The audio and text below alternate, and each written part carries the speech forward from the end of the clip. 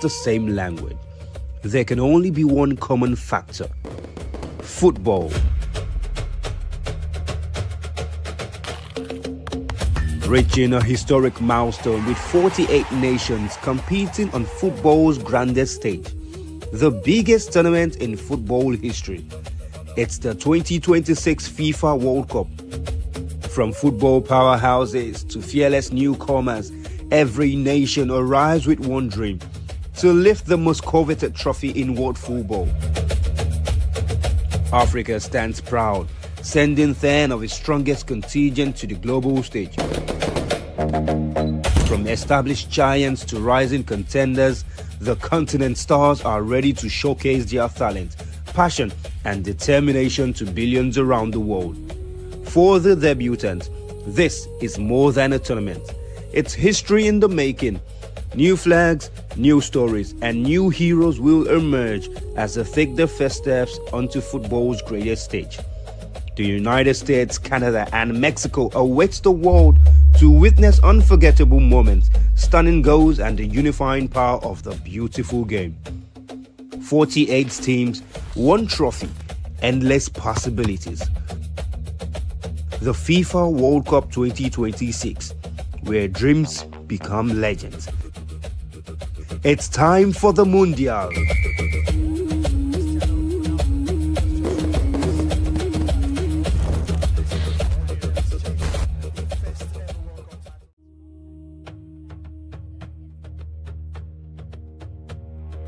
When the world comes together under one roof and speaks the same language, there can only be one common factor: football.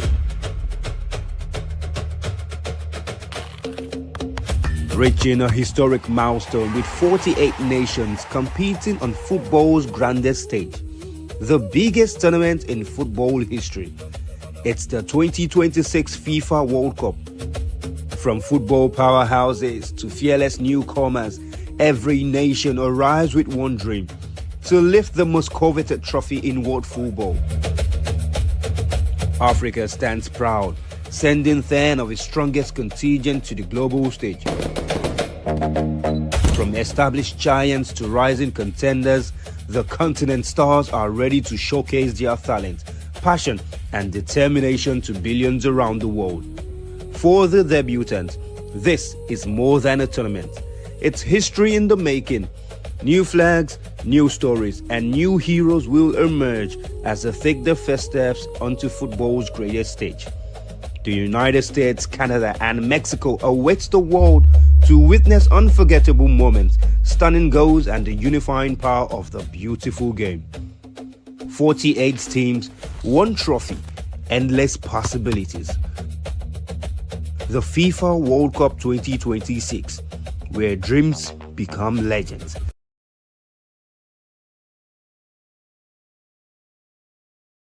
In Belgium, Spain, and Portugal in one of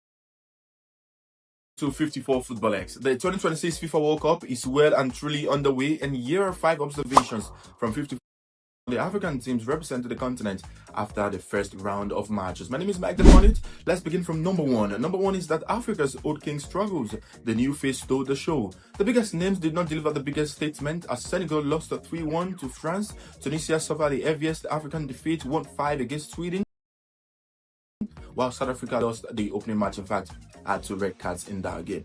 Meanwhile, on the bright side, Cape Verde, playing their first ever FIFA World Cup game, kept Spain scoreless, while DR Congo, returning after 52 years away from the Mundial, took a point from Portugal. Ivory Coast quietly got Africa's first ever victory against Ecuador by winning that game 1-0. Diallo, the goal scorer. Number 2, Africa's biggest weapon is no longer strength, it is organization. For decades, the stereotype was that African teams were physically gifted but tactically naive. The first opening round flipped the script and the coin. Spain failed to score, Brazil were restricted to 1 goal, and also we had Belgium, who were also restricted to just a goal. Portugal restricted to only 1 goal by DR Congo also. So that is to show that 4 elite football nations created very little separation between them and their African opponent. The continent is exporting better coaches, smarter systems, and more tactical mature teams. Number 3. Africa's smallest nation produced the biggest shock. Cape Verde has a population of roughly 600,000 people. For context, it is smaller than many cities across the world, and also it has never played a FIFA World Cup match before.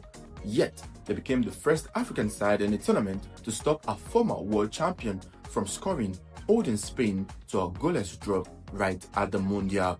A tiny island nation delivered one of the opening round's biggest headlines. And coming up in number 4, the 2026 FIFA World Cup expansion may be Africa's greatest opportunity. For years, Africa's World Cup story was about one Cinderella run. Now, with 10 representatives, Ghana started with a win, Ivory Coast started with a win, Morocco drew against Brazil, Egypt drew against Belgium, Cape Verde and DR Congo collected historic points against their opponent. After just half of Africa's team are still genuinely dreaming of the knockout stage and we're expecting a possible semi-final spot from an African nation. Morocco again? Maybe. And finally, in number 5, Africa's biggest enemy is not quality, it is the killer instinct. The continent proved that it can actually defend and compete, but the numbers reveal the next step in which we need to improve on. 10 teams, 10 games, only 7 goals scored, 5 teams failed to score against us. And I say us, the African continent. Africa had the discipline to avoid defeat in many games, but turning those draws into victories could decide whether this becomes the continent's greatest World Cup campaign. So we're looking forward to the next round of matches, round 2, match day 2 of all African tech teams representing the continent. Of course, there is no Super Eagles, but we're still supporting each and every single African nation at the Mundial. Mike the Pony here for 54 Football. All of the World Cup content coming your way. All you need to do is to follow us across our social media platforms to get more World Cup content as regards the 2026 FIFA World Cup. Porque la Copa del Mundo ya la disfrutamos. Porque la Copa del Mundo está en Francia. ¡Ah, Kylian! ¡Kiki le pegó! ¡Atrás! ¡Jacques Fofana! Acaba de evitar otra vez que el capitán francés. Una locura. Y acá Michael Olise. Atrás Jacques Fofana. Siendo ya magia. Ya. ¡Ah, no! Y termina el 1-0. Está Ryan Cherky, pasó. Ryan Cherky le pegó.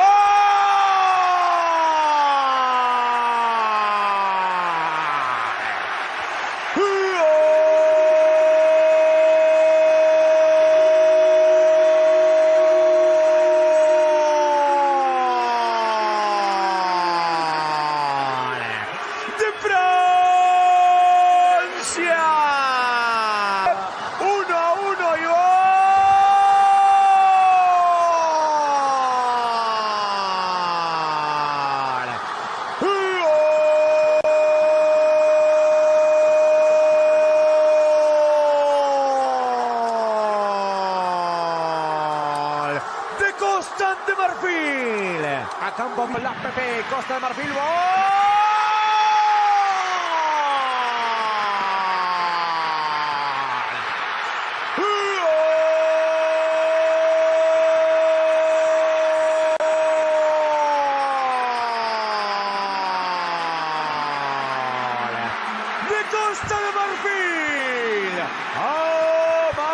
Diallo!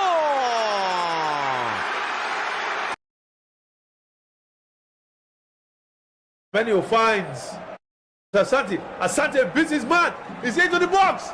Can he find his teammate? A chance. Go for Ghana! Go for Ghana! Ghana have done it in the last minute. What a goal! The Black Stars have done it. The Black Stars have done it. It's number 3. Yankari! It's a dream for the African team, winning the game in the last minute. Wonderful play there, and I've said it throughout. Thomas Asante and Abdul Fattah have given the Black Stars potency, and it's Thomas Asante who finds the right pass, and Yankari just arrives at the right time and just stuffs the ball in. The Ghanaian flag is waving. The Black Star is up in the air as Ghana gets an unexpected victory. With the way this game has gone, Panama don't deserve to be behind. But this is football. If you don't take your chances while you are up, you can always get punished. Down to 54 point here. As we continue to build up to covering the World Cup, we are touching on the surprise teams that have qualified for the World Cup. The 2026 FIFA World Cup could become the tournament where football's underdogs finally changes story and history. With the competition expanded to 48 teams, nations that has once watched the World Cup from home are now stepping into the big stage. And teams like Cape Verde, Jordan, Curacao, Qatar, and Uzbekistan are bringing serious momentum with them. Cape Verde's story is unbelievable. A nation of just 600,000 people, the Blue Sharks qualified after an incredible CAF campaign. 7 wins, 2 draws, and only 1 defeat. Finishing ahead of Cameroon, they were unbeaten on home soil and didn't concede a single goal during qualification. Diallo Livramento led the charge with 4 goals, and the organization discipline and fearless mentality could make them Africa's surprise package in 2026. Jordan are heading to their first ever World Cup after years of heartbreak. Fresh from reaching the 2023 AFC Asian Cup final, they carried that form into qualification, sailing their sport with their huge 3-0 win over Oman. Ali Olman became one of the stars of the campaign, while Jordan's defensive structure and counter-attacking football made them incredibly difficult to break down. Then there is Curacao, one of the smallest nations in the tournament with a population of around 155,000 people. Coached by veteran Judge manager Dick Advocat, they topped their group CONCACAF qualification series after they showed technical quality throughout the campaign. Their fearless attacking style could make them one of the most entertaining teams to watch. And you know them, Qatar 2022 World Cup. Meanwhile, Qatar arrived this time different after losing all 3 matches as the host in 2022 World Cup. They've now qualified through normal round for the very first time. Back-to-back AFC Asian Cup champions in 2019 and 2023, Qatar have now looked more experienced, more balanced, and more competitive. And finally, Uzbekistan, perhaps the strongest debutants of them all. After years of near misses, they finally broke through with a talented generation developed through strong youth system. Many fans believe Uzbekistan could become the first debutant to reach the knockout stage of the 2026 FIFA World Cup. So from all of these 5 teams, which team are you looking forward to that could actually make their way into the knockout stage? Drop your comments in the comment section. Tell us what you think of these 5 teams that I've touched on. Curacao, Uzbekistan, Jordan, Cape Verde. Which of these teams would make it into the knockout stage of the 2026 FIFA World Cup? Remember, the FIFA World Cup, all of the coverage will be coming to you on 54 Football X. What you need to do is just follow us across our social media platform to get more content as regards the World Cup. And of course, all African tech teams at the World Cup. Mike the point here. How you see the match? We win. Charlie, like the match in Ghana. Like God don't go see us. We just try our best, and the last minute goal. I know it be God. Yeah, that's what I can say. But last one, as you watch the match, now how you feel the match entered the 80 minutes. Oh, like pressure. I think like we go lose maybe 2-0. But it be God. And pressure. But last one, as you run out, get 3 points. As you move forward, what do the team say the coach for? England, they be tough team. So what I would say right now is the players, they should make work. Because England, they get Hurricane, Bellingham, and like so many players. So Ghana should like position their players well so that they can win the match. That's what I can say. If you get draw, actually, it will be okay for us. But as you see the ball Ghana play, you say the World Cup we go do well small. Oh, the World Cup, yeah, we go do well. Like today match, it be tough match, it be tough match, yeah. So if you put in match effort, like small effort, you go forward, yeah. Thank you, thank you, thank you.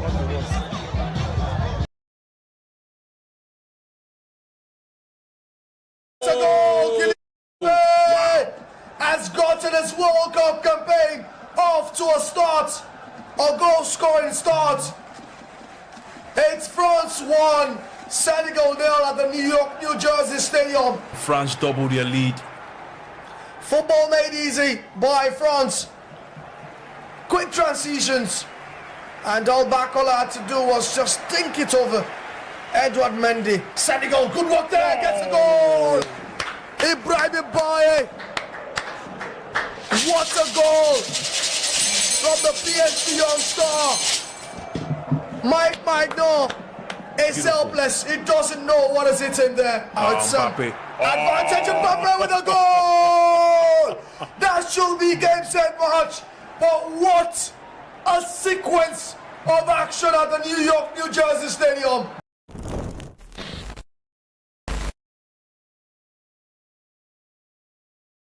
Yeah, didn't qualify.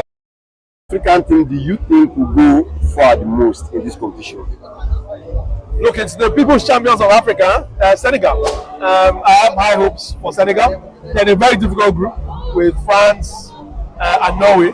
Norway, I think this is the Norwegian golden generation now with Haaland and Odegaard and so on and so forth. So it's a difficult group, but I think the Senegalese team is, it's balanced. It has the guys who are experienced, Sadio Mane, Koulibaly at the back, and so on and so forth. And they have the young stars in Diallo and all of them in the team. So I have high hopes for Senegal. If they can come out from that group, I think they can go very far. And then for me, the dark horses, DR Congo. They knocked out Nigeria. They've brought back a number of guys with experience. Twenzebe, what's the guy who plays right back again? That was at United. What's his name? Wan-Bissaka, right? yeah, so they have Jan Wissa. So I think, I can't remember who is in their group now, but I think they have the names and the solidarity in that team to cause a lot of problems for people. So I think, for me, they are my dark horses, but the people I think who will go to fire is Senegal.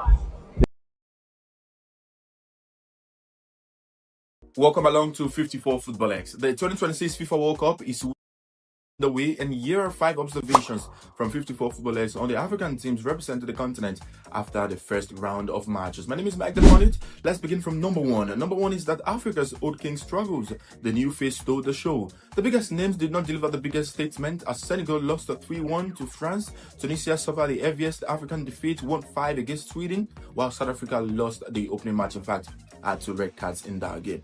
Meanwhile, on the bright side, Cape Verde, playing their first ever FIFA World Cup game, kept Spain scoreless, while DR Congo, returning after 52 years away from the Mundial, took a point from Portugal. Ivory Coast quietly got Africa's first ever victory against Ecuador by winning that game 1-0. Amad Diallo, the goal scorer. Number 2, Africa's biggest weapon is no longer strength, it is organization. For decades, the stereotype was that African teams were physically gifted but tactically naive.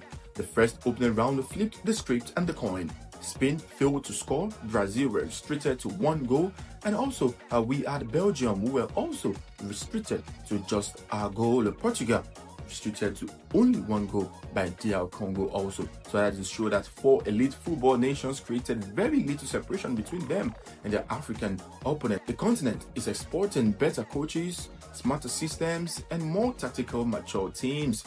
Number 3. Africa's smallest nation produced the biggest shock. Cape Verde has a population of roughly 600,000 people. For context, it is smaller than many cities across the world, and also it has never played a FIFA World Cup match before.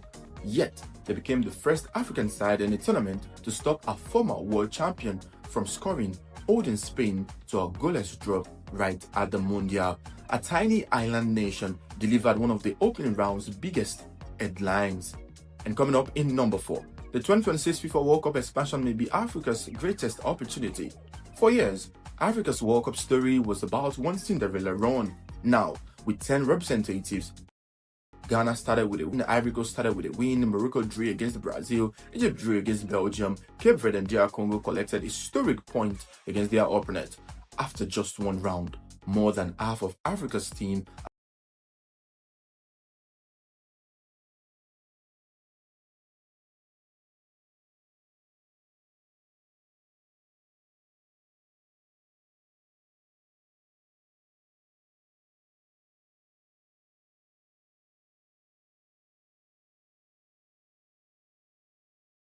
are still genuinely dreaming of the stage and we're expecting a possible semi-final spot from an African nation. Morocco again?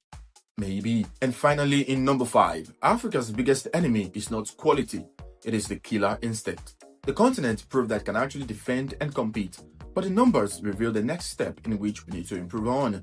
10 teams, 10 games, only 7 goals scored, 5 teams failed to score against us. And I say us, the African continent. Africa had the discipline to avoid defeat in many games, but turning those draws into victories could decide whether this becomes the continent's greatest World Cup campaign. So we're looking forward to the next round of matches, round 2, match day 2 of all African teams representing the continent. Of course, there is no Super Eagles, but we're still supporting each and every single African nation at the Mundial. Mike the Politier 454 Footballers. All of the World Cup content coming your way. All you need to do is to follow us across our social media platforms to get more World Cup content as regards the 2026 FIFA World Cup.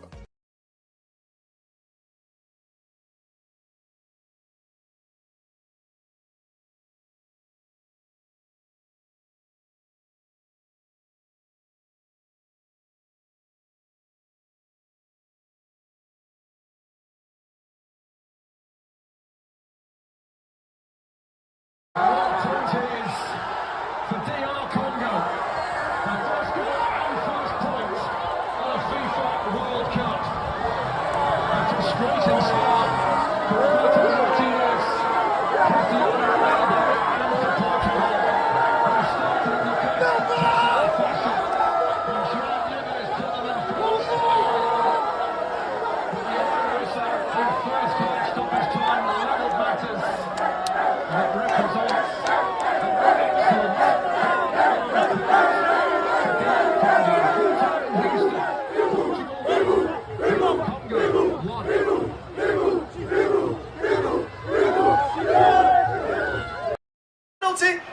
Oh, this is unbelievable.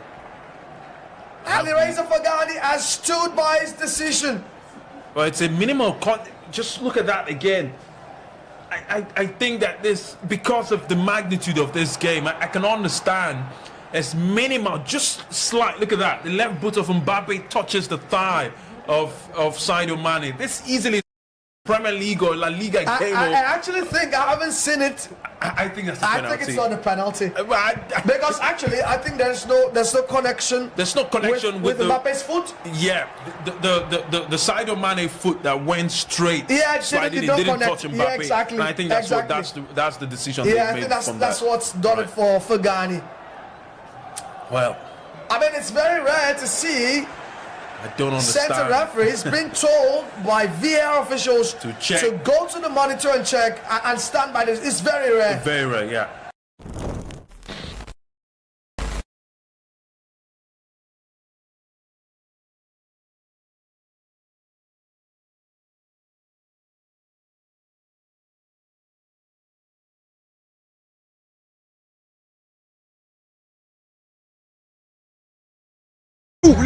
Charlie, how you see the match? We win. Charlie, like the match in Ghana. Like God don't go see us.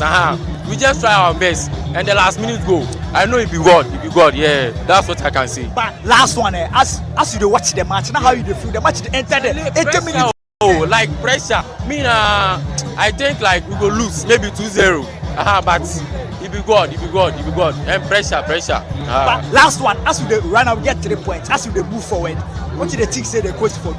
England, they be tough team. So what I go say right now is the players they should make work. Because England they get Hurricane, Bellingham, and like so many players. So Ghana should like position their players well so that they can win the match. That's what I can say. If you get draw, actually, it will be okay for us. But as you see the ball Ghana play, you think say the World Cup we go do well small. Oh, the World Cup, yeah, we go do well. Like today match, you know, it be tough match, it be tough match, yeah. So if you put in match effort, like small effort, you go forward, yeah. Thank you.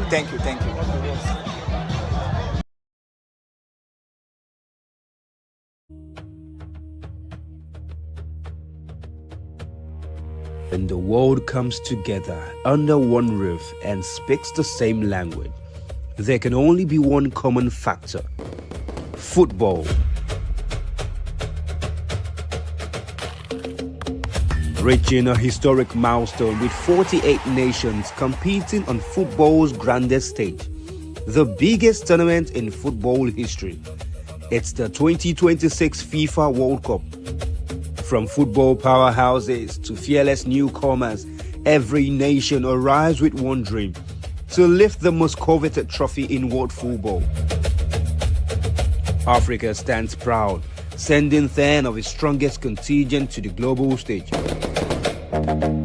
From established giants to rising contenders, the continent stars are ready to showcase their talent, passion, and determination to billions around the world. For the debutants, this is more than a tournament. It's history in the making. New flags, new stories, and new heroes will emerge as they take their first steps onto football's greatest stage. The United States, Canada, and Mexico awaits the world to witness unforgettable moments, stunning goals, and the unifying power of the beautiful game. 48 teams, one trophy, endless possibilities. The FIFA World Cup 2026, where dreams become legends. It's time for the Mundial.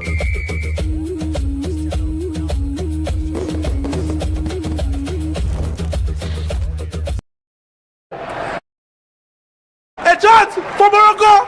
1-0 to Morocco. Sarabia. What a pass. Goal number 1. Morocco.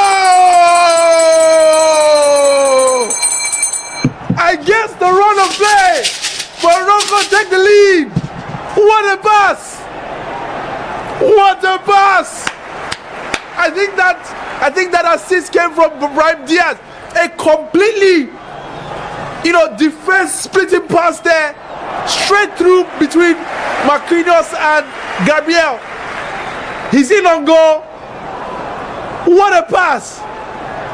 Alisson in no man's land, and Sarabia just lobs the ball over Alisson, and Gabriel is clutching at straws there. What a finish! Till date, no save for Yasin Bonu, and here's Vinicius. Goal! Just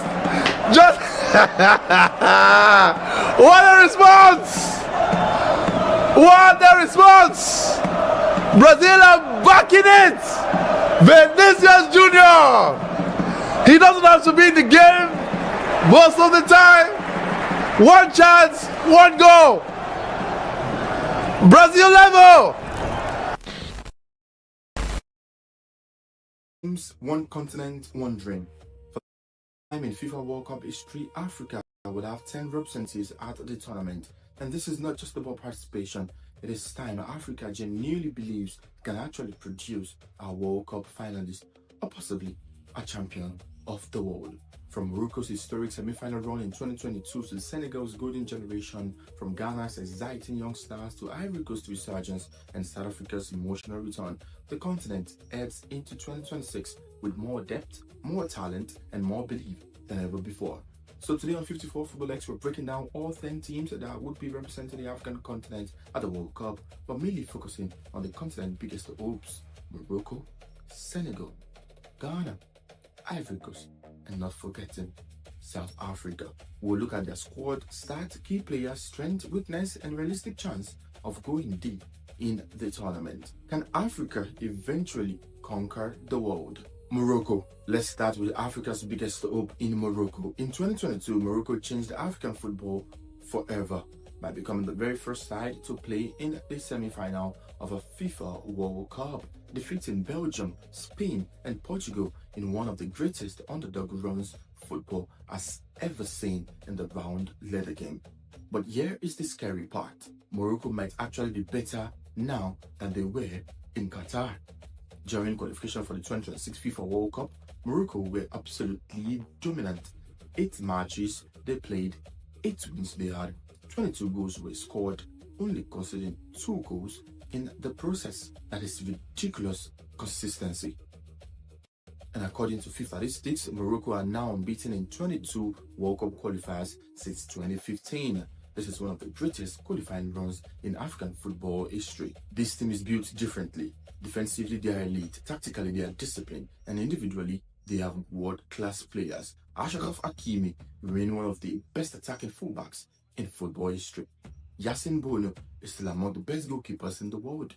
Sofiane Amrabat gives them aggression and control in midfield. And they are now even more creative with Brahim Diaz. What makes Morocco dangerous is balance. Most African teams in the past rely heavily on flair and athleticism. Morocco combines that with European tactical structure. They can defend deep, they can dominate possession, they can counter-attack, and most importantly, they no longer fear anybody. You did see that at the 2022 FIFA World Cup. But there's pressure now, yes, because they are no longer going to be seen as the underdog. Morocco were recently described as carrying a heavy burden of expectation because after 2022, the world now expect them to perform again. In Qatar, they shocked the world. In 2026, nobody will underestimate them anymore. Still, if there is any African team that can actually reach the semi-finals again, or even the final, Morocco has the best chance. Now, let's talk about Senegal, arguably the most complete squad in Africa. Some analysts actually believe Senegal have a stronger overall squad compared to Morocco right now. And honestly, it is hard to argue. Senegal qualified unbeaten. Physically, they are terrifying. Tactically, they are organized. And mentally, they believe they belong to one of the best teams in the world. Remember, this is the same country that actually shocked the defending champions France at the 2002 World Cup and reached the quarterfinals. Now, they return with even more depth. And offensively, Senegal have explosive attackers in the likes of Nicolas Jackson, Ismail Assar, and Iliman Ndiaye. Unlike previous African teams that have actually depended on one superstar, Senegal's strength is collective. Even with Sadio Mane aging, they still have quality everywhere. What makes Senegal dangerous is physical dominance. Against European teams, African sides have struggled most times tactically or mentally. Senegal removes that disadvantage because they can actually be very physical and also try to overpower their elite opponent. They press aggressively, they transition quickly, and defensively, they're extremely hard to break down. The concern is the consistency in attack. Sometimes Senegal creates chances but fails to finish games early. And in knockout football, that can actually become very, very dangerous. Still, this squad has quarterfinal or even semi-final potential. Do not be surprised if Senegal becomes Africa's deepest team at this tournament. Ghana. Every African nation still remembers 2010, one penalty kick away from becoming Africa's first ever World Cup semi-finalist before heartbreak against Uruguay. That moment still hurts across the continent. But Ghana enters 2026 with a completely new generation. This team is younger, faster, more fearless, and far more attacking than previous Ghanaian squads. The star of this team appears to be Antoine Semenyo. He can dribble, he can score, he can create chances, and he thrives under pressure. And there is Thomas Partey, bringing experience and control in the midfield for the Black Stars of Ghana. Now, here is an underrated statistics. Jordan Ayew finished the qualification with 7 assists, the highest in the African qualifying series. This is to tell you that this team actually have something important. The Ghanaian team creates chances. The issue will be balance. Defensively, Ghana can still become vulnerable against elite opponents. Sometimes they attack with too much freedom and leave spaces behind them. But tournament football is unpredictable, and Ghana might be Africa's ultimate wild card. If the Ghanaian attack catches fire at the World Cup, Ghana could become one of the most dangerous teams in the tournament. This is not a team that will play safe. This is a team that would attack fearlessly. So watch out Ghana. And honestly, this made them very, very exciting to watch. Next up, Ivory Coast. Ivory Coast might actually be Africa's most dangerous tournament team at this World Cup. During qualification, Ivory Coast went unbeaten and incredibly conceded 0 goals. 0. That defensive record is unbelievable. They also recorded the biggest victory in Africa World Cup qualifying history by defeating the team Seychelles by 9 goals to nothing. This team has power, speed, technique, and not forgetting belief. For this Ivory Coast team, Diallo has become one of the most exciting young attackers in which you can look forward to in African football, and he would be thinking of taking the World Cup in his own stride. Frank Casey brings experience and leadership. Ibrahim Sangare tried to dominate the midfield battles for the Elephant of Ivory Coast, and Ousmane Diomande is imagined as one of Africa's best defenders. So one thing is sure you would love about this Ivory Coast team is the exact balance they bring to their side. Unlike the golden generation of Drogba and Yaya Toure, this squad feels more complete tactically, and they defend together and also attack together. They press aggressively and find the right transition quickly. But the only concern, if you think about this team, is the fact that they do not truly have an elite striker. But in tournament football, organization often matters more than superior names, and this Ivory Coast team looks extremely difficult to beat. And honestly, they could surprise a whole lot of people at the 2026 FIFA World Cup. For Bafana of South Africa, qualification itself already feels historic, especially in a group that included the Super Eagles of Nigeria. This is a country with massive football passion, finally returning to the biggest stage, the FIFA World Cup. And while South Africa may not possess the elite stars of Morocco, Senegal, or even Ivory Coast, they do have something very, very important, and that is discipline. This South African team know very well and for themselves that under Hugo Broos, South Africa has become organized, compact, and mentally resilient in their style of play. And we can also add that Reno Williams has developed into one of Africa's best shortstopper, and Tembo Mokoena controls the midfield brilliantly for the South African team. According to FIFA, South Africa once held Africa's record for consecutive World Cup qualifying wins between 1997 and 2001, a record Morocco recently matched. This is a proud football nation as they look forward to repeating the opening game of the 2010 World Cup against Mexico on June 11 at the start of this 2026 FIFA World Cup. The challenge for South Africa is goals, and that could actually prove very pivotal in this World Cup running. Against stronger teams, creating chances consistently could become very, very difficult at this World Cup. But tournament football rewards a defensive organization, and if South Africa frustrate opponents early in matches, they could become one of the best teams tournament surprise packages. Don't expect them to dominate games. It will be very difficult for you to see that from a South African team, but absolutely expect them to be that side that would compete at this FIFA World Cup. For decades, Africa had talent, but now Africa also has elite coaching, not forgetting tactical structure, and also adding European level experience and belief. So what would be the gainsaying of all African teams at this FIFA World Cup? From all of us at 54 Football, we're supporting every African team and hoping that Africa would go far. Mike the Point here for 54 Football.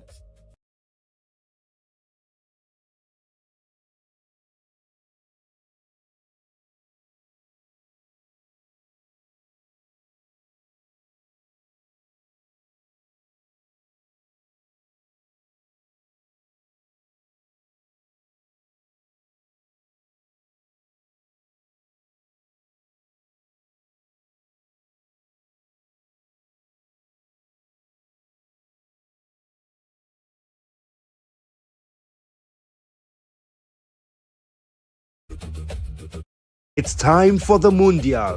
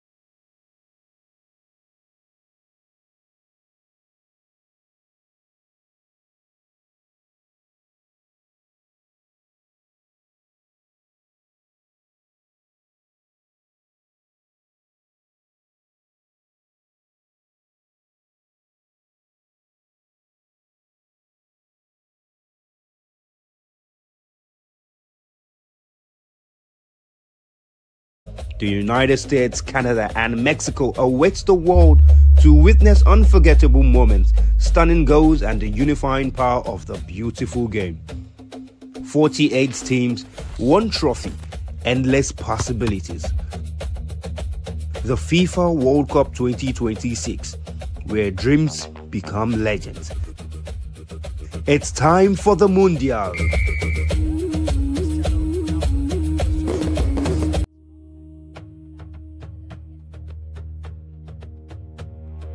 When the world comes together under one roof and speaks the same language, there can only be one common factor: football. Reaching a historic milestone with 48 nations competing on football's grandest stage, the biggest tournament in football history. It's the 2026 FIFA World Cup. From football powerhouses to fearless newcomers, every nation arrives with one dream: to lift the most coveted trophy in world football. Africa stands proud, sending 10 of its strongest contingent to the global stage. From established giants to rising contenders, the continent stars are ready to showcase their talent, passion, and determination to billions around the world. For the debutants, this is more than a tournament. It's history in the making. New flags, new stories, and new heroes will emerge as they take their first steps onto football's greatest stage. The United States, Canada, and Mexico awaits the world to witness unforgettable moments, stunning goals, and the unifying power of the beautiful game. 48 teams, one trophy, endless possibilities. The FIFA World Cup 2026, where dreams become legends. It's time for the Mundial.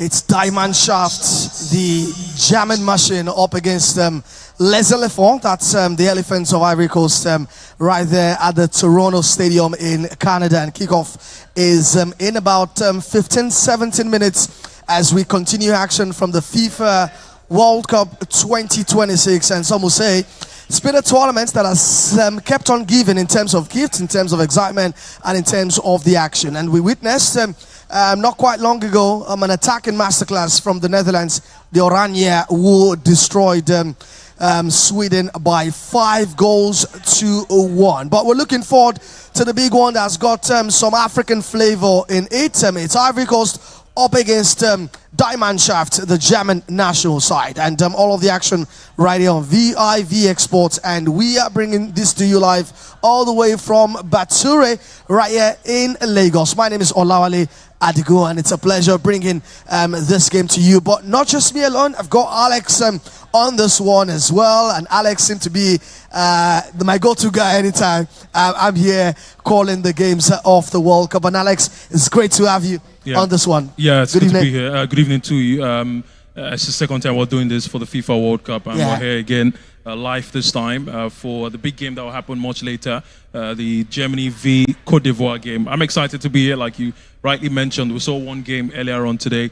It was a masterclass of pure attacking football from the Dutch side. They trashed the Swedish side by 5-1. So we expect to see more of that in a game that the Ivory Coast side gave Africa its first victory at the FIFA World Cup, beating Ecuador by 1-0. We also saw Diamond Shaft, as you rightly mentioned, trashed Curaçao by 7-1. So I expect this game to carry lots of excitement, lots of attacking intent, and I cannot wait to see what these two teams will bring to the table. All right, we can't wait for the action to kick off.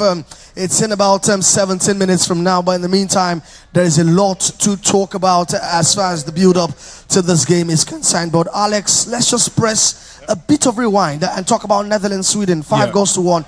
I did not see that coming. Yeah, I didn't see that happening. When you look at how the Swedish side played in their first game, they trashed Tunisia by 5-1. So you'd expect them to come into this game with Alexandra Isak and Victor Gyökeres to play kind of like an attacking kind of football, but it wasn't the case for them because the Dutch side started like a house on fire. They scored 2 quick goals, and then from then on it was the Swedish side struggling to even get anything attacking wise. So it's what the World Cup has shown us, that when you let loose or when you give too much respect to your opponent, you get to be trashed, and that's what has happened with the Swedish side in the game that we saw earlier on. But I didn't expect it to happen that way. I thought that because of how they played in their first game and because of the goals that they scored and the manner at which they scored those goals, I thought they would give a good performance in their game today, but it wasn't to be for the Swedish side.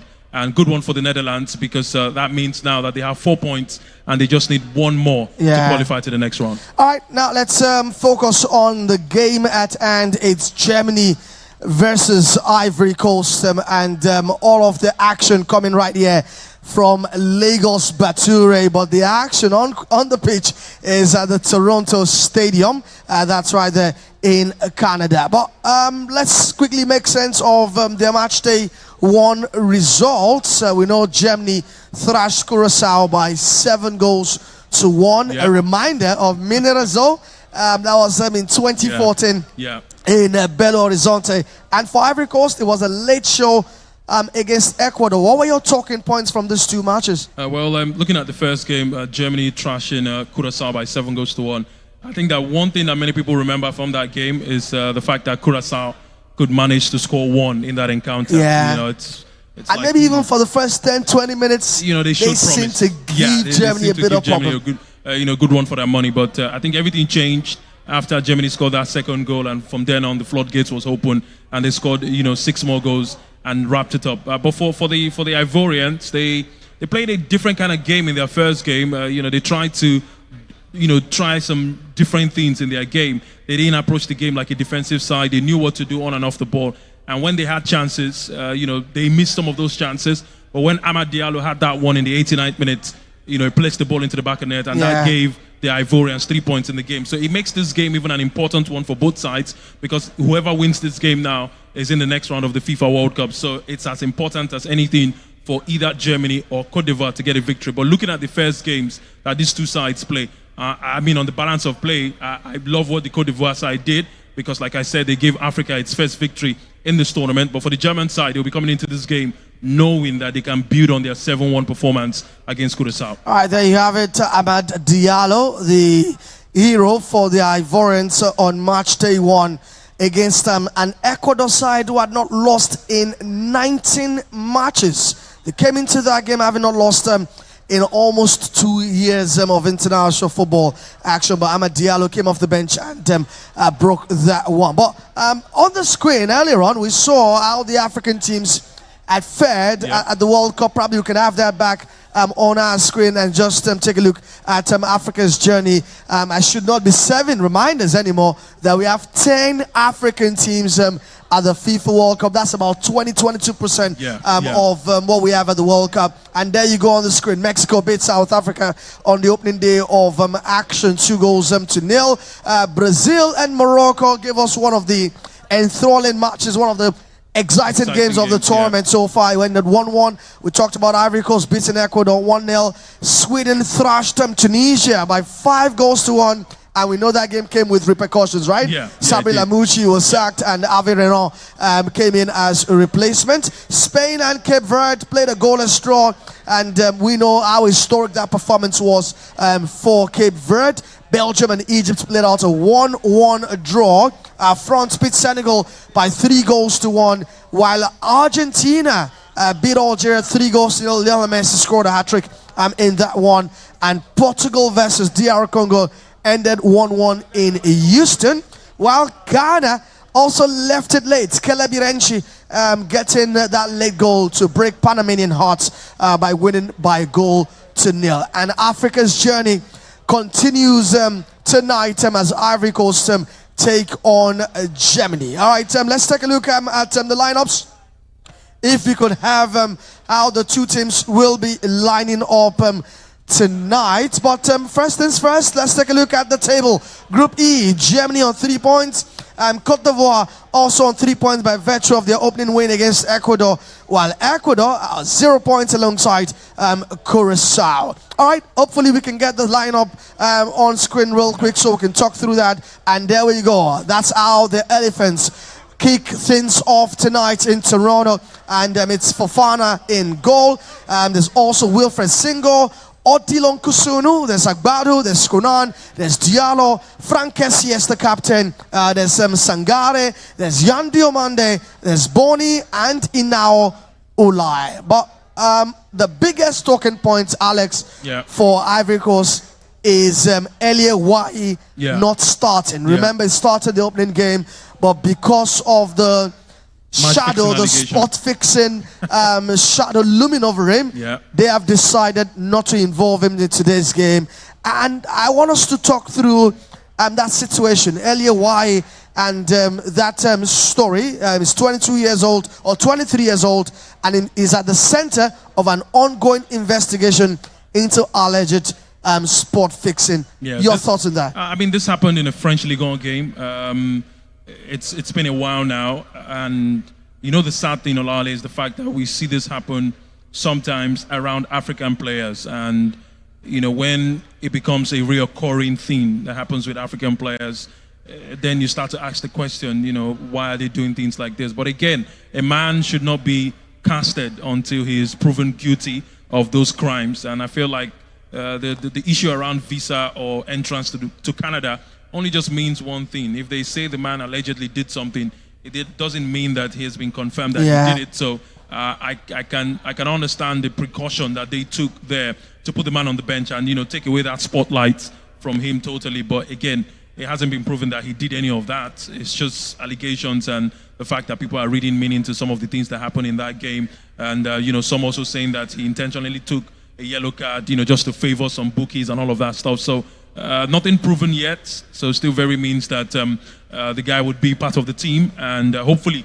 we get to see him, you know, play some minutes in this game. Maybe the second 45, maybe 70th minute, maybe 80th minute. You never know, but it could be instrumental for the Ivorian side going forward. I also think it's important to put it out there that match fixing is not only an African thing. It's not. I mean, I'm just saying. It's not an African thing. It's not an African thing. I mean, we see Brazilians, we see Chileans, we see. I mean, one of the Chile stories I came into knowledge about a few weeks ago. I was reading the article, and it had to do with Ulises Davila. It might not be a popular name, but he played for Chelsea at the point in time. Now plays in Australia. He was the ringleader in a major yellow card spot fixing scheme in Australia's A-League. I mean, maybe I should apologize for saying that. We've seen that recently with African players. The only thing I mean is when it's an African player, it is blown out of proportion. They talk about there's a tendency for that. There's a tendency for that. I mean, obviously, but you know, that's the reason why I said recently, whenever we see African players go through things like this, they blow it out of proportion. They talk about it in a different light, and that's the reason why this man has, been decided to stay on the bench. I mean, it doesn't take anything for him to have started the game, but I mean, that's what we have to deal with. All right, on your screen is Jamal Musiala, the golden boy of the German game, getting ready for action, and that takes us to Germany's starting lineup, and that's how they do start. It's Manuel Neuer in goal, Joshua Kimmich is the captain, Jonathan Tah, Nico Schlotterberg, there's Brown, there's Mecha, there's Pavlovic, Leroy Sané, Jamal Musiala, Florian Wirtz, and Kai Havertz. And it's almost time to start taking predictions. Well, it's the same team that started the first game, and yeah, it's the same team that scored that 7 goal in that first game. It's a different opposition. The Ivorians are not Curacao, I can tell you that for free. But it's a strong German team with Manuel Neuer, who starts in goal once again. You're seeing Jonathan Tah in there, Schlotterberg also in there, Mecha, who also scored a wonderful first goal, in that encounter against Curacao. So the veteran goalkeeper starts in goal, and Jamal Musiala, also one of the young stars in the German team, who has done so well so far in the tournament. I mean, Kai Havertz also scored a brace in that encounter against Curacao. So it's the same German team that we saw in the first game against Curacao, and it only made sense that you retain the same players who scored 7 goals in a football game, and Julian Nagelsmann has said that he would start up with the guys that did the business in the first Which of the players should we be looking out for tonight from both sides? I think I'll be looking at Diomande. There's been lots of talk about him, his explosiveness on the left-hand side.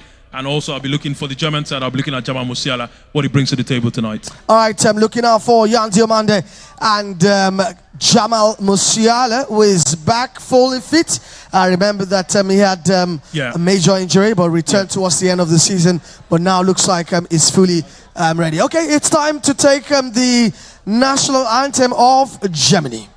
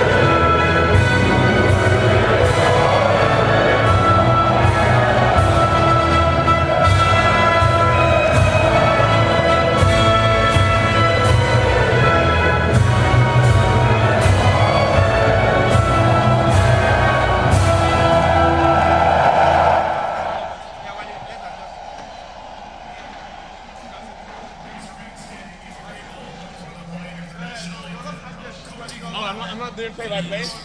I can do play-by-play if you ain't. You can even say.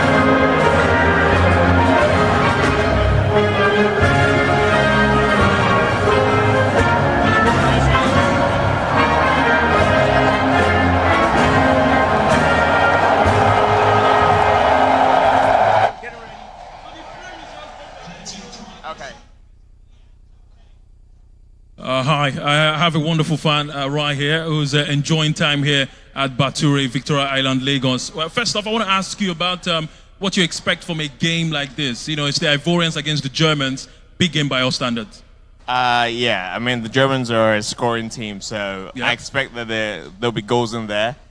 For the Ivorians, I think it's just don't concede and hold it out until you can just break on the counter. I mean, they have two great wingers in Diamande and in Ahmed, so I expect that they will break, but it's literally don't concede early. All right, don't concede early. I don't know. It seems like you're rooting for the Germans to play in this game, or you have some affinities with the Ivorians. I mean, I love a good game, Okay. so I'm neutral here. Okay. Okay, you stand neutral. I know you saw flashes of the previous game. What, the entire game? Oh, the entire game. Okay, cool. That makes sense. What do you make of that game? I mean, looking at Sweden, they won their first game by 5-1 against Tunisia, but they lost 5-1 to the Netherlands. What do you make of that? No surprises, really. The Dutch are a powerhouse when it comes to scoring. I mean, their entire front is interchangeable. Either you bring in Somerville, nothing changes. You take out Gakpo, nothing changes. Robbie is a machine. I mean, look at how hard it is to bring him down. Yeah. So no surprises that they dominated the Swedes. I mean, the Swedes generally have only 2 fantastic strikers, but the rest of the team is, I think, a bit weaker. Yeah. All right. Before I let you go, I would like to know what you make of prediction. Oh, okay, cool. But your prediction for this game, Germany v Ivory Coast. I'll probably put this down to like a 4-1. 4-1. Yeah. Favor of the Germans. For Germans, yeah. All right. Yeah. Okay. Unfortunately for the Ivorians. All right. Unfortunately for the Ivorians. Sorry, Ali. 4-1 in favor of the Germans against the Ivorians. We've seen the starting lineup for both teams. A strong team for the Germans, and on the other side, a strong team for the Ivorians. Football would start live out there in Toronto. Big game between the two sides.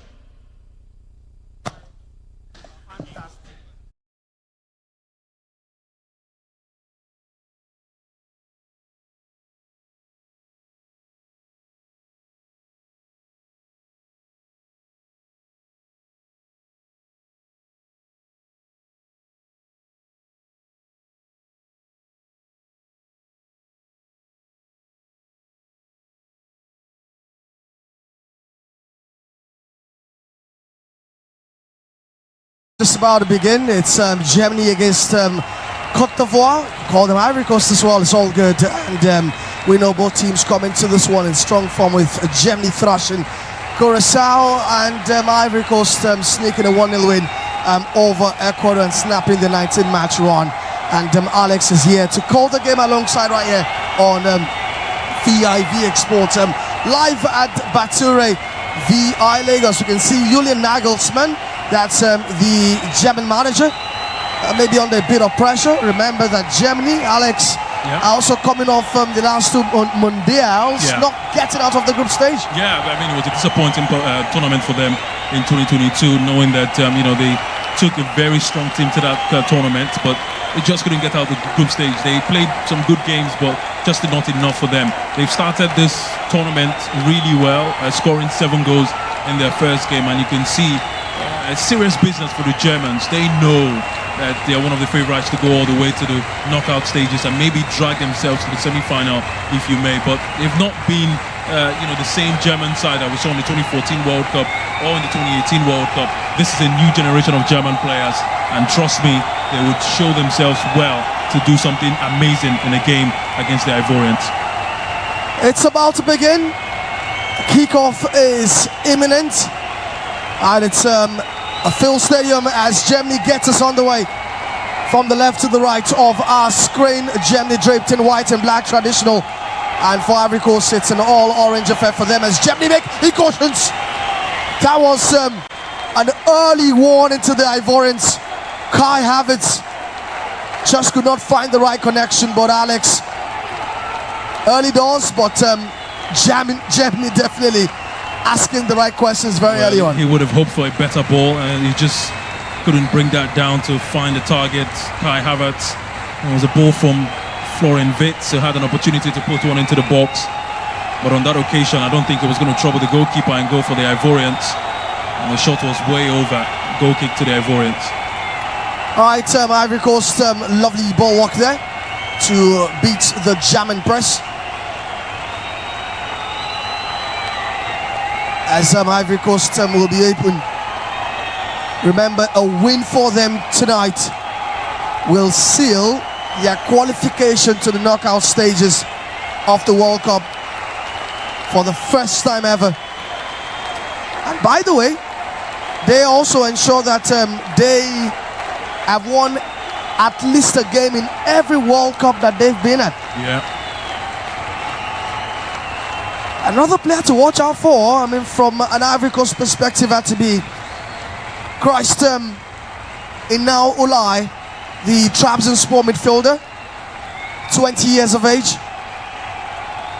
And he's one that could also really make things happen for MS5's side as Germany come forward through Jamal Musiala. Joshua Kimmich. Germany trying to get stranglehold of this game earlier on. Lovely pass towards the right to find Leroy Zane. Zane combining with Lucas Mecha. Joshua Kimmich now coming into midfield. Sends it across field to Florian Wirtz. One player open to really make an impression on the big stage. It's important in these early stages, Alex, that Ivory Coast are very much compact and are ready to attack on the break, right? Yeah, because they're not going to see much of the ball early on, but here they come now. Germany come forward through Hans-Johan Boni, now to Diomande. The RB Leipzig winger. Low cross comes in. But that's tidied up by Germany. Well, you expect more from Diomande on that occasion.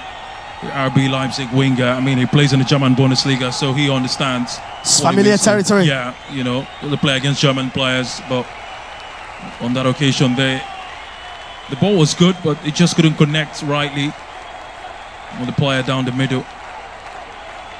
And to think that they've not had so much to do with possession, and they've already had one slim chance to get a goal in this game. It's an exciting team. They like to hold on to possession. They like to pass the ball around intricately, and they like to also impose themselves in football games. They did that against Ecuador.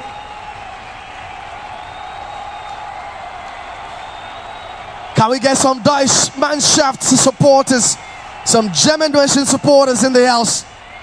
Can you make some noise for Germany if you're supporting Germany? And you make some noise for Germany, but Ivory Coast on the attack now. Ahmed Diallo sends one in, it's out for a corner kick.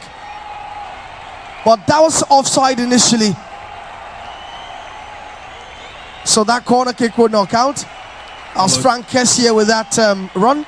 Yeah, it was surprising to see Frank Kessier, not the fastest of players on that far side. He just was looking to put a ball into the box, looking back again on that Diomande opportunity.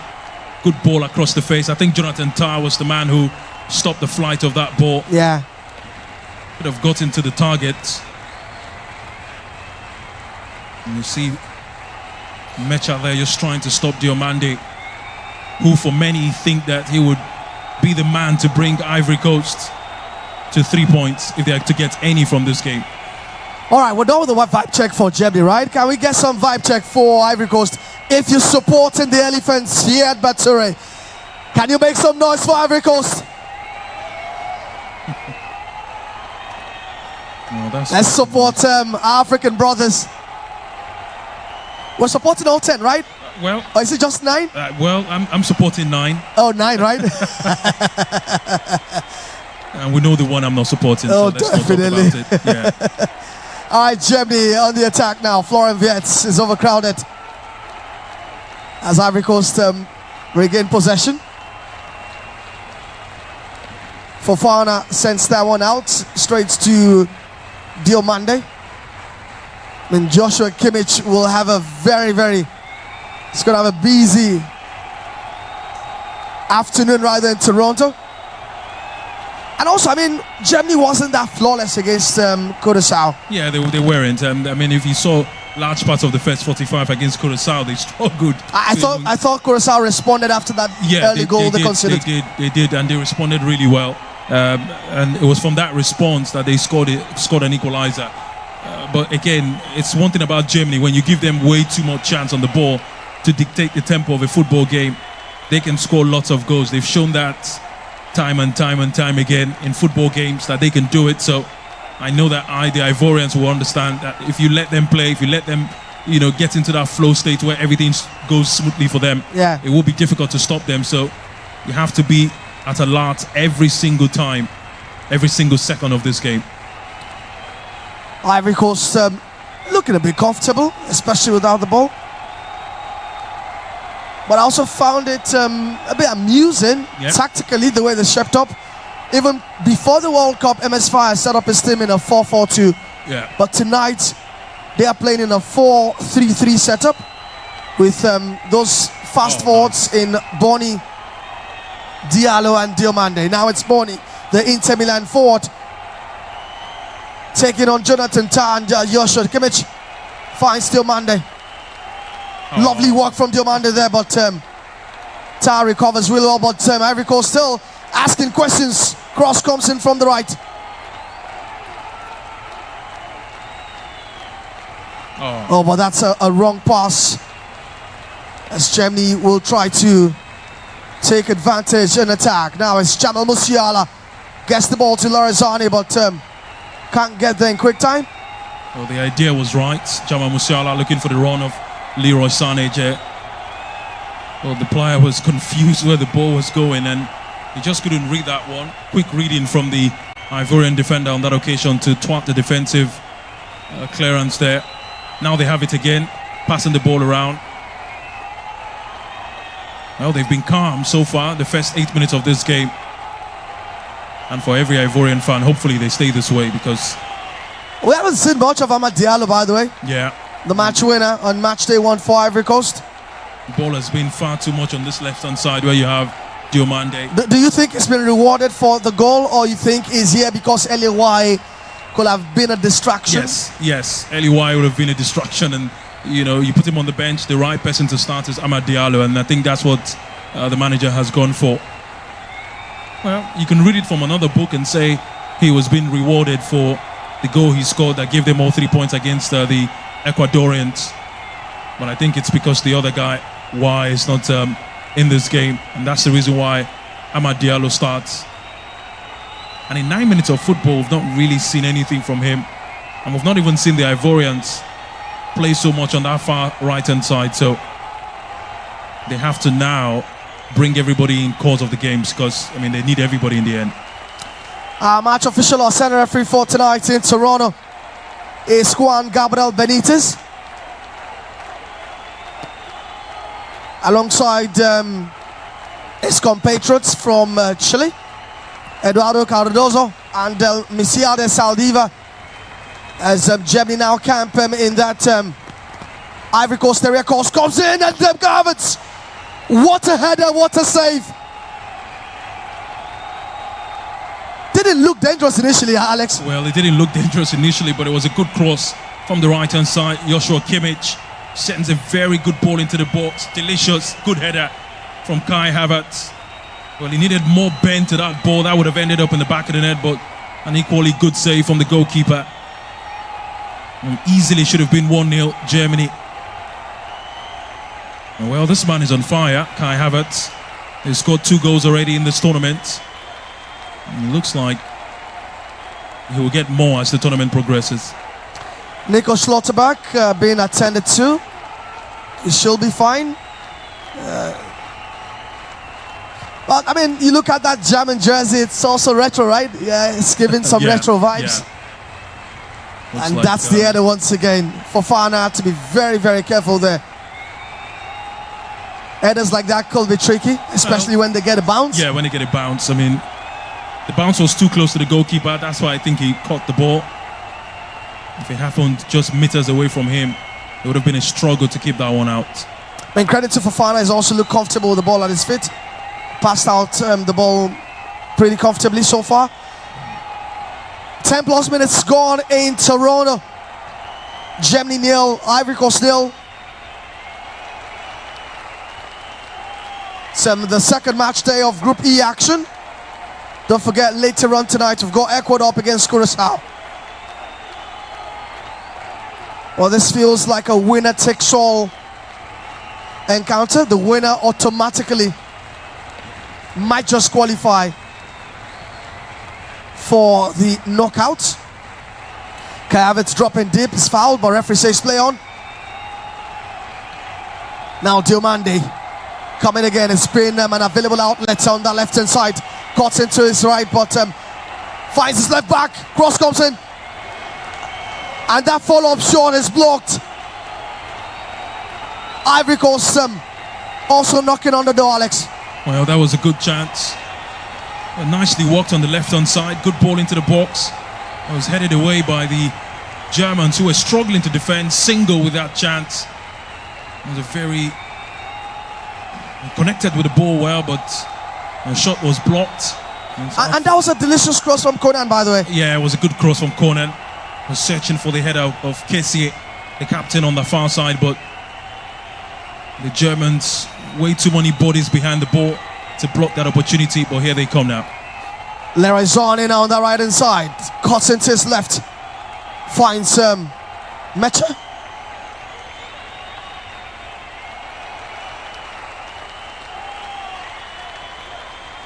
As Germany try to regroup again. It's looking like a 50-50 affair so far. It's been a balanced game, I have to say. The Ivorians not shown too much respect to the Germans. They've taken the game by the scruff of its neck. They've played in the half of the Germans more times than they played in their own half. So you can see a clear sign that they don't really care about the Germans. They just want to play their football and try to see if they can score goals. And that's the right mindset when you play a big team, especially a European giant. They've done so well so far in the first 30 minutes. And like I always say, hopefully they keep it up, because it only makes the game interesting in the end. Kessie, Dylan Kusuni now with the ball. And now Sangare, who when they're with the ball, drops in between the two centre-backs. Long pass towards Jan Diomande, who beats Kimmich for speed, but just doesn't take care of the ball. First heavy touch. Heavy touch, yeah. Yeah. And goes out for a goal kick. But that was another good ball over the top, just in behind the defence of the Germans. Right, looks like Nico Schlotterbeck might just not have recovered from that initial issue, and is clutching on his ankle. Looks like Germany might have to be forced into an early change here in Toronto. As we see here, Antonio Rudiger warming up. It definitely has to be the next in line, right? Yeah. I'm surprised he's not even started. Yeah, well, he plays in Spain, so the thing with Germans, they like to, give their starting berth to players who play in Germany. And Schlotterbeck plays for Dortmund, Tah plays for Bayern, so that's the reason why they are 1 and 2. And they are good defenders too. They've played so well, during the course of last season. One for Borussia Dortmund, the other for Bayern Munich. So, but it would be nice to know that if you have a player like Schlotterbeck down injured, you have a certain Rudiger who can come on and take his place. But I think the guy is fine. Look, he's walking fine. Yeah. He's walking fine, and maybe Antonio Rudiger might not be needed after all. As we see, Stano Rudi Vola. Looks like Rudi Vola, former German manager. Yeah. Taking in this encounter. One of the great nines in football. Definitely. Yeah. But Schlotterbeck still receiving treatments on the sidelines. Remember that the new rules also say that he has to be out for a minute. A minute, yeah. So I think they're putting the minutes to good use. I mean, we saw a red card for Miguel Almiron. Yeah. For, covering his mouth to protest to one of the Turkey players, and he was shown a red card for that. So, which FIFA, I found strange. I find it strange, but FIFA are not playing about these new rules. Schlotterbeck would have to wait for a minute before he comes back to play. And you know what that does now? It stops those time wasting going to the ground and trying to slow the game, because the moment you go to the ground, you have to spend a minute outside. So I think when you look at it for the positive side of the game, it improves the speed of the football game. But that's another poor pass from Jan Diomande. The idea was good as Nico Schlotterbeck rejoins the game. I mean, I'm looking at this German jersey, and you know what? I've got Rudi Vola in my head again. Yeah, it reminds me of the 90s. It's the West Germany. Yeah, it's the West Germany team that had, the design on their chest. Yeah. It was a famous Germany jersey. And you just had to bring that back. It's a retro feel, and, it looks good. Looks like Ivory Coast might just have passed their first test, and that's not considered early. Stay in the game. It's always important against the big side. Well, it took them only 6 minutes to score against Curaçao, so they've played 16 or 17 here and they've not conceded, so that's good. Lovely work from Germany to play out of the back. Now it's Brown there gets a low cross in. That was a tantalizing cross from Nathaniel Brown, the Eintracht Frankfurt left back.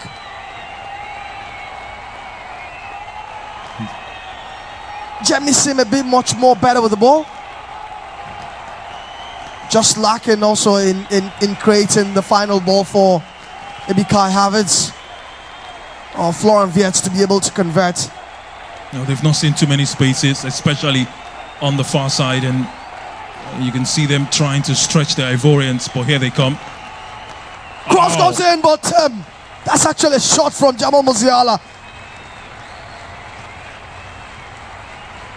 That went in just like a flash. I thought he had a deflection there. Jamal Musiala nicely collected it just at the edge of the area. Takes one. Was looking for that far left-hand corner. And that would roll out for a goal kick. Last time Germany and Ivory Coast faced each other was in an international friendly. Ended 2-2.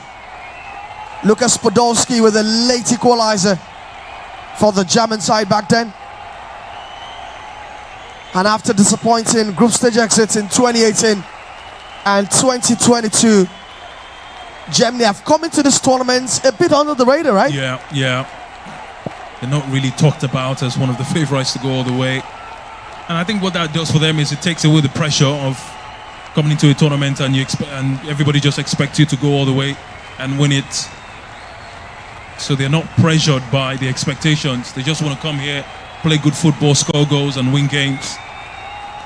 And that's because they've not done so well in their final two tournaments, 2018 and 2022. So they're actually my favourites to win the World Cup, Germany. Yeah, you've said that quite a good number of times. And I can't wait for that prediction to come to pass. I'm also back in maybe Netherlands. I think that at one point in time, you know what they say about a moving man. Yeah, moving man was Mitters Lock. Was always Mitters Lock. And for the Oranje, they've been at this since the 70s now. Germany coming forward, pass to Oscar Havertz. But Fofana springs off his line quickly to make. Great anticipation from the goalkeeper to come out of his line there to pick up that one. It was a good ball just in behind the defence from Brown, searching for Kai Havertz. It was nicely done, but chance gone begging. Still goalless. The action hasn't been bad at all.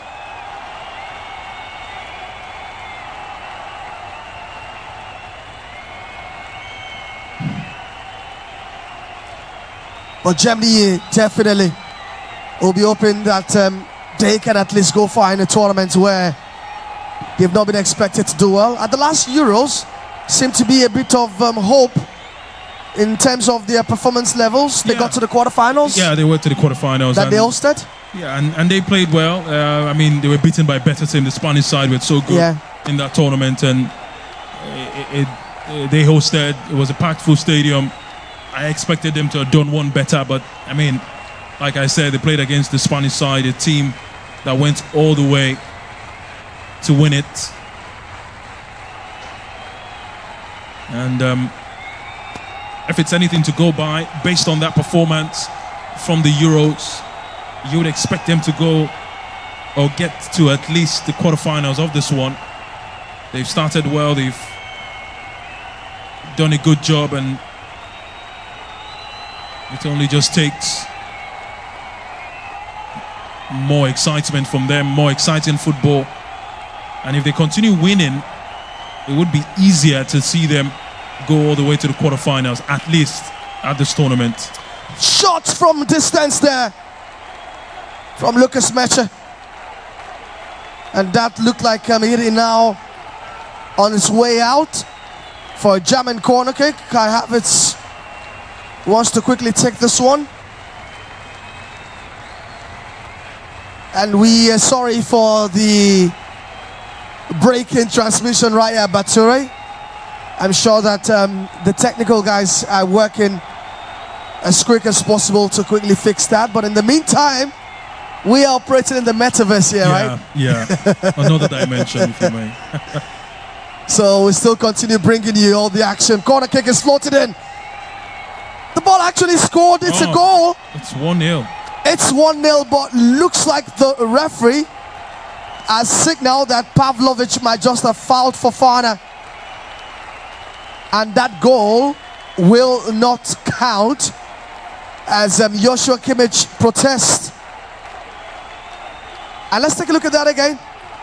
I'm not sure there was anything there. I don't think there's anything in there. The goalkeeper came out of his line, was looking to claim that one. I think it's a foul. Yeah, I think there's a foul there. I think there's something there. Yeah. Just got a nudge on the goalkeeper. Yeah, it looks like Pavlovic has notched him with his back. Yeah. So that goal will not count. It will remain goalless. And Fofana may be making a bit of a meal of this, right? Yeah, he's just trying to make this one out, but the goal shouldn't stand. The player obstructed the goalkeeper, brought him down, and you can see he's really in pain down on the ground. Look at that again on replay. That's definitely a foul. I think it's a foul. It's a foul. And good call from the referee. Julian Nagelsmann seems to also agree that that was a foul. Pavlovic, one of the breakout stars for Bayern Munich. Also one from the academy as well. All right, we are also going into some territory that's becoming familiar now. Once it's 22 minutes, it's time for the water break, and Alex already is having his hydration break already. But, I mean, the referee still hasn't signaled for the hydration break yet. I think he wants plays to resume before that happens. But 23 minutes gone in Toronto. Germany 0, Ivory Coast 0. A game of few chances. As the Chilean referee signals for play to resume, but we know it's just a matter of time before it sounds this whistle once again for the first hydration break of this game.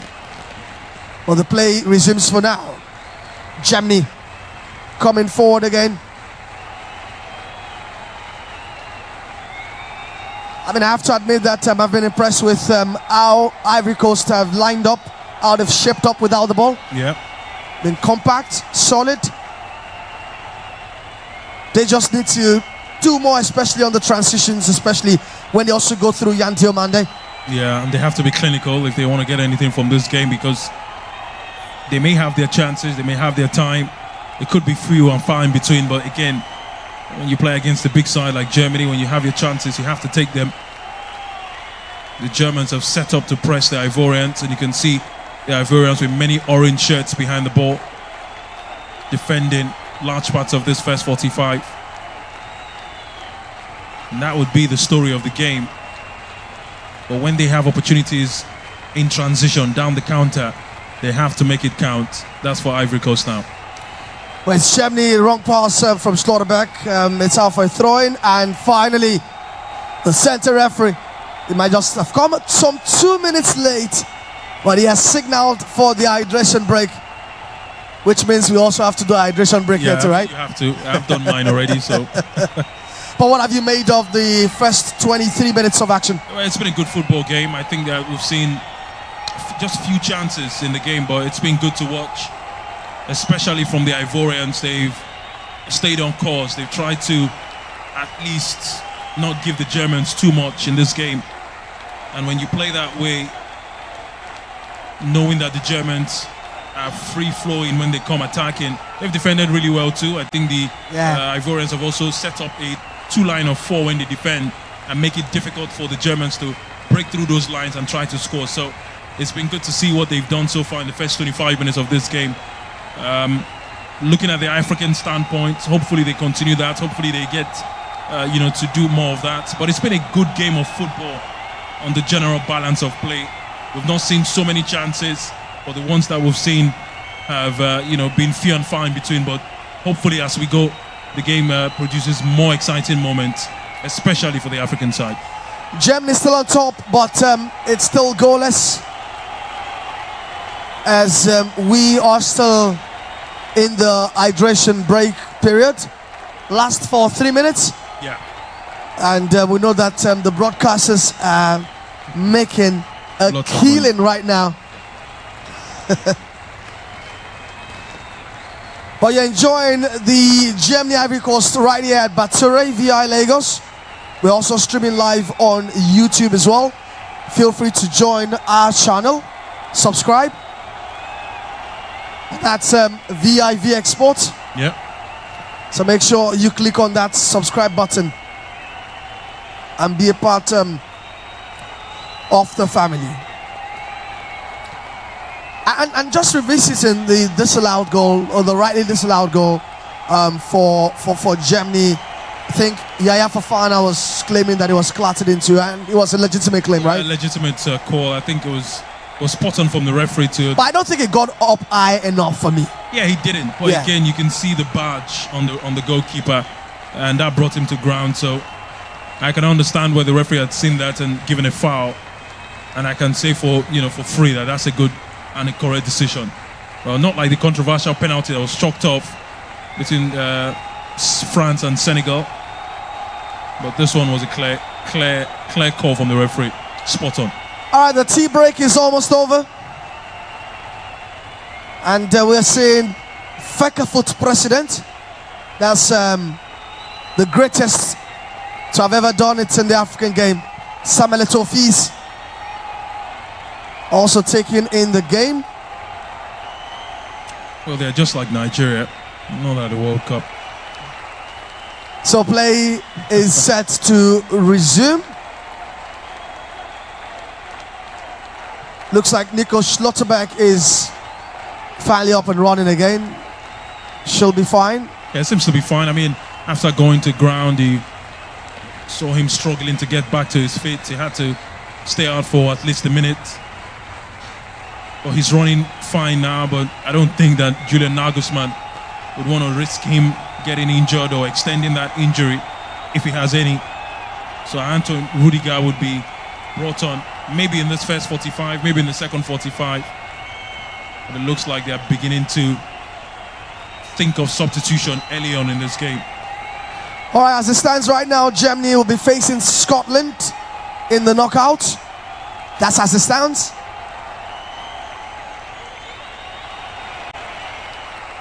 And for Ivory Coast, as it stands right now, they will play France. Interested. Very interested. And for Morocco will beat Scotland by a goal to nil. Ismail Saibari. Cross comes in. And almost 1-0. It is 1-0. Ivory Coast have opened the scoring in Toronto. And it's the captain leading by example. Frank Kessié has given the Elephants the lead in this World Cup match. Germany 0, Ivory Coast 1. Alex. Wonderful goal from Frank Kessié. Amad Diallo was struggling to sort out his feet to get to the end of that ball. But when the captain got the rebound, he picked his spot with his left boot into the bottom corner. No chance for the goalkeeper. And it was walked finally on that left-hand side by Diomande, who puts a very good ball across the face of goal. Amad Diallo thought he had scored. Good block from the goalkeeper. But the rebound, the captain gets to there first, and he sends it into the back of the net. And well, the Africans who won the first game for any African team at this tournament have taken the lead once again in a big game against Germany.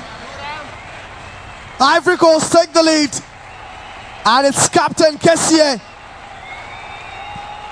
putting them into the lead. But for how long, we don't know yet. And you can see MS Foy celebrating as Germany will have to plot their way back into this one. Well, it's a story of right place, right time. Captain Kessié was at the right place at the right time. Amad Diallo already missed that chance, but from the rebound, he just picked his spots sends the ball into the bottom corner.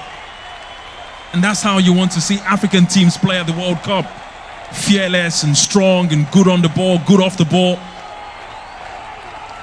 Can someone here, Bature, make a noise for Ivory Coast? Let's go. Africa rising.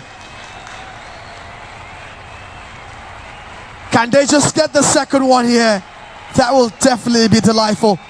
Well, they won their first game 1-0. I mean, I wouldn't put it past them if they can defend for 90 minutes. Well, they have 60 more minutes of football to be played plus added time. That's a long time to play against Germany and expecting Germany not to score, but they've done it before against Ecuador. They can do it again against Germany. And interestingly, it's another opportunity to take a look at the hydration break with its pros and cons, right? Yeah. Before the hydration break, it was the Germans were pressing, and then after after the tea break, it's Ivory Coast to take the lead. Some managers have complained about it. Sometimes the hydration break can take away the tempo from the team on the ascendancy. But I don't think Ivory Coast will care about that because the hydration break has favored them. They came back from that break and they've clearly been on top of this game right from the 25th minute down to this point.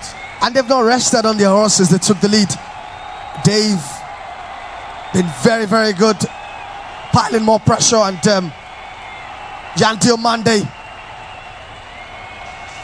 still giving Joshua Kimmich. Conan now. I mean, the combination of Conan and Diomande on that left flank has cost Germany problems. And I mean, we're not surprised that the goal had to come from that outlet. It had to come from that left-hand side. It was worked really well on that far side, and this is what they have to do. You know, you have to be fearless. You have to continue attacking and looking for those chances. It would make no sense to start defending at this stage of the game. It's only 33 minutes of football, so I'd love to see more attacking intent from the Ivorians. The idea will be to score more goals. So tables have turned on the live table. Ivory Coast will now face Scotland as it stands. And that's Frank Kessier's 16th for Les Elephants. So Germany are the ones playing France as it stands right now. Yeah. Interesting. Oh, that would be an interesting And round by the way, games. if Ivory Coast to finish second in this group and Senegal finish second in their group as well, we'll have an all-African showdown for the first time ever we don't want to see in that. World Cup history. What that means is one African team would have to go home, so we don't want to see that. But at a point in time, African teams will have to go home, won't they? Well, maybe not now. Much later. All right, long ball towards Amad Diallo. He can't get there on time. And I think that Schlotterbeck is struggling at the defense for Germany. He has left so much gap and space between himself and Jonathan Tah. He needs to be taken off because you can see that the Ivorians are piling on the pressure from that left-hand side. They've seen the gap, they've seen the loophole, and they're attacking from that position. It's smart from the Ivorians, I have to say.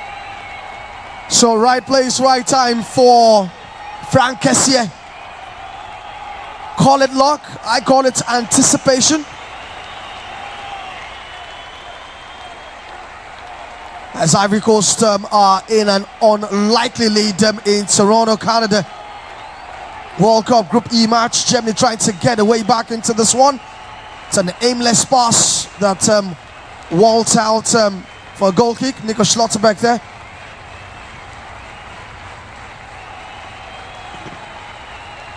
What do you think Ivory Coast need to do going forward? Well, they have to attack and they have to be clinical. And we talked about how clinical they can be. And look at that. Amad Diallo missed it. Kessié was there. Come at the hour, come at the man. Right place, right time. And just slots the ball into the net.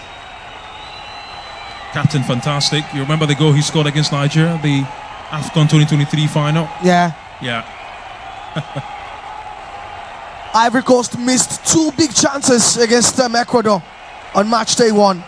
As a matter of fact, the winner they scored wasn't classed as a big chance. Yeah.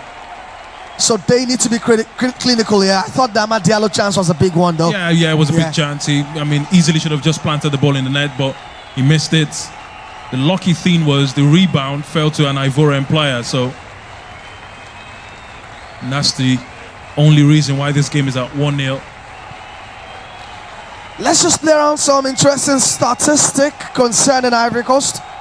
Frank Kessier's strike ends a run that saw each of Ivory Coast's last 6 World Cup goals come after halftime. Interesting. But can they double the trouble for the German machine? Referee calls for a free kick. I mentioned Christie now. It's been a menacing midfield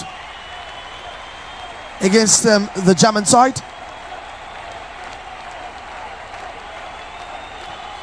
I'm not sure Gabriel Benitez, the referee, has had much to do. No, he hasn't. I mean, it's been a free-flowing game, except for the challenge on the goalkeeper, Fofana. We've not seen so much. And he also allowed the game flow. But Alex, what do you think is wrong with Germany? They're passing well, but not just creating chances. Yeah, not just creating chances with their passes. They've had way too many touches of the ball in and around the Ivorian defense. But the final ball is what is missing for the Germans.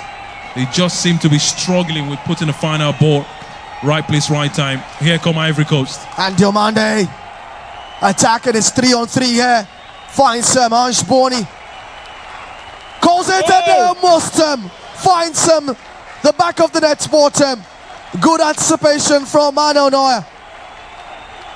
That was Germany once again losing possession in the center circle. Diomande had a good opportunity to run to the defense. He opted to go to the left where you had Boni, the Inter Milan striker. Did well to bend the ball but just couldn't put it over the goalkeeper. Here comes Germany. All right, Germany coming forward through Nathaniel Brown. He's appealing for a foul, but referee says no. As Ivory Coast will come forward from the left through Conan. Finds Sengare. And referee says play on. Can Germany profit?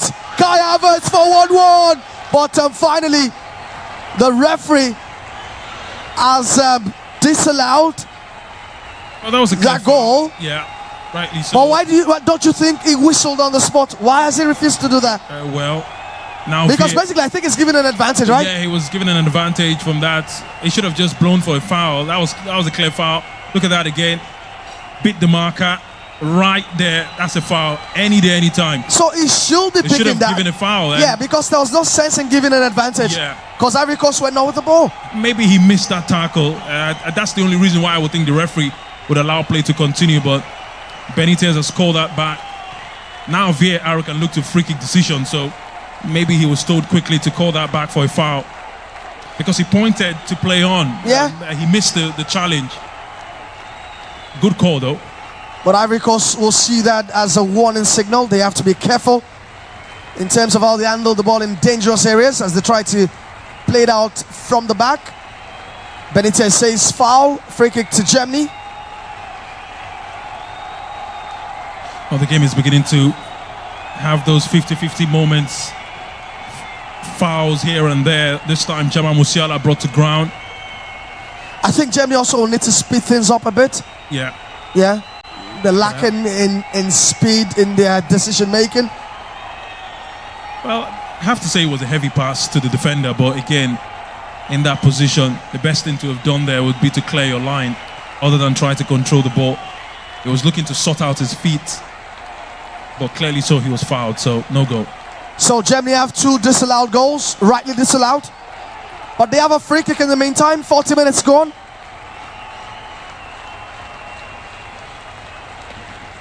And they'll be hoping to get a right connection, but the cross has to be good. This one's good. Just locking in behind, but Ivory Coast clear the alliance real quick. And I just have found Diallo on the counter. Score Nathaniel Brown comes on the inside.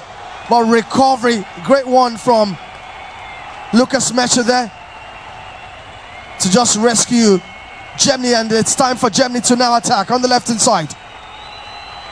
Jamal Musiala trying to come inside. Still with the ball in the box, finds him.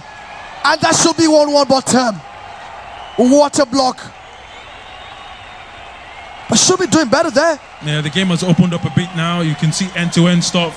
One moment, the Ivorians are come and attack on the left-hand side. The other moment, you see Germany with a flurry of attack. Good ball into the box there, was blocked. And the second chance, Kai Havertz, it was Florian Wirtz rather, who had that opportunity to shoot, but couldn't find the back of the net. The Liverpool midfielder, I thought he had scored because that's his position. He knows how to hit it into the back of the net. Corner kick comes in, Jonathan Tah. The attack's still very much alive. Germany. Well, Ivory Coast finally clear. But just for now, they have increased the tempo. Looked like there was a momentary VAR check in there, but the referee has signaled for play on. As Germany will continue asking more questions, trying to get back into this game before the half.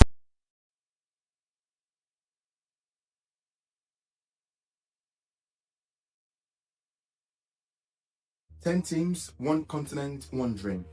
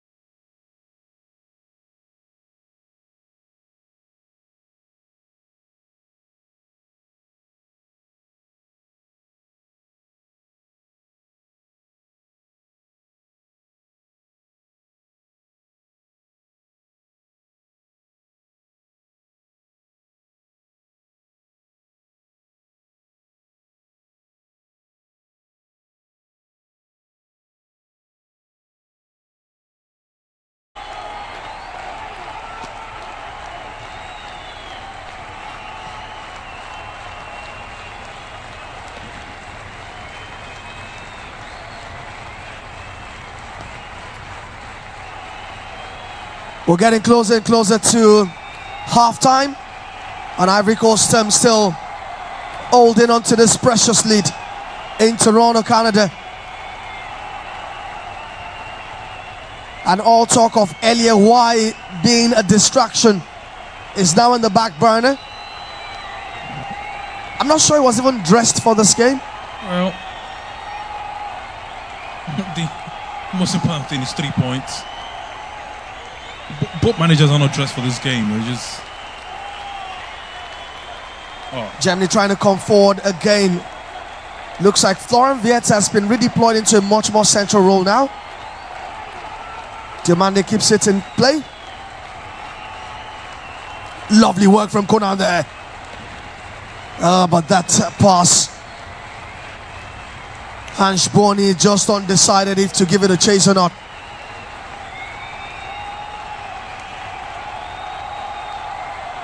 Germany know it's important to probably get back into this game before half-time, because the job gets a bit more difficult if you go into half-time trailing. Yeah.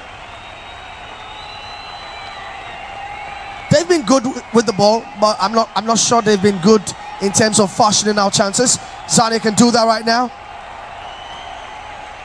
It's lacking quality in that pass towards his teammate.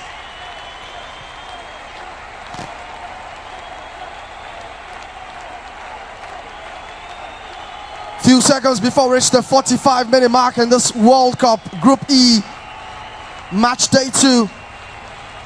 Germany 0, Ivory Coast 0. Can Germany come back, or can Ivory Coast hold on? A win secures qualification into the knockout round for Ivory Coast for the first time in their history. 7 minutes will be added on here. And a lot can happen in those 7 minutes.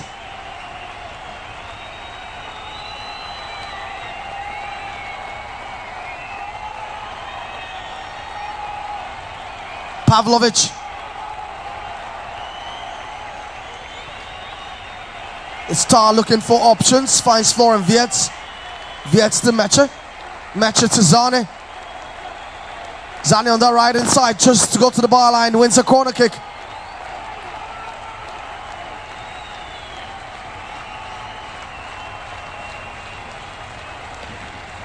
Germany open to get back real quick into this game. Short corner kick is taken. Kimmich looking for options. Send across in. As well attacked by that Ivorian defense. But Germany not relenting. Cross comes in again. Kai Havertz tries to control. Shot from distance is repelled again. This time by Kusunu. Well, they can do this all day, Ivory Coast. But here,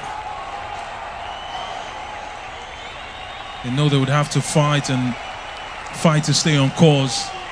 The idea would be to keep this game at 1-0 or try and get another goal. They've given the Germans far too much now. Germany are controlling the tempo of this game. They're having the lion's share of possession, knocking on the door. And when you continue to play on the back foot, one way or another, a goal would come. Could be an own goal, could be a moment of catastrophic doing from the defense of the Ivorians. But for now, they're holding still and they're doing well. You can smell that something is coming with the Germans. But Germany also have to be very wary of Ivory Coast on the counter. Musiala trying to weave his way into the box. But referee Benitez says there's nothing in there. As Germany are asking for a penalty. Well, it wasn't going to be given as a penalty. The first touch was outside the box, right there, and tries to stay on his feet, Musiala. He wanted a free kick just at the edge of the center of the 18-yard area. The referee had opted for play on, which is a good call if you ask me, because Germany have conceded at least one goal in each of their last 8 World Cup matches. Their second longest one after conceding in each of their first 9 matches between 1934 and 1954.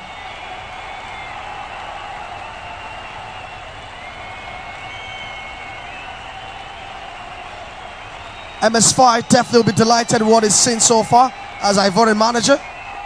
Good ball walk, old walk from Kessier there. Sends the pass towards Ange Boni. Boni now in the box, trying to get a crossing.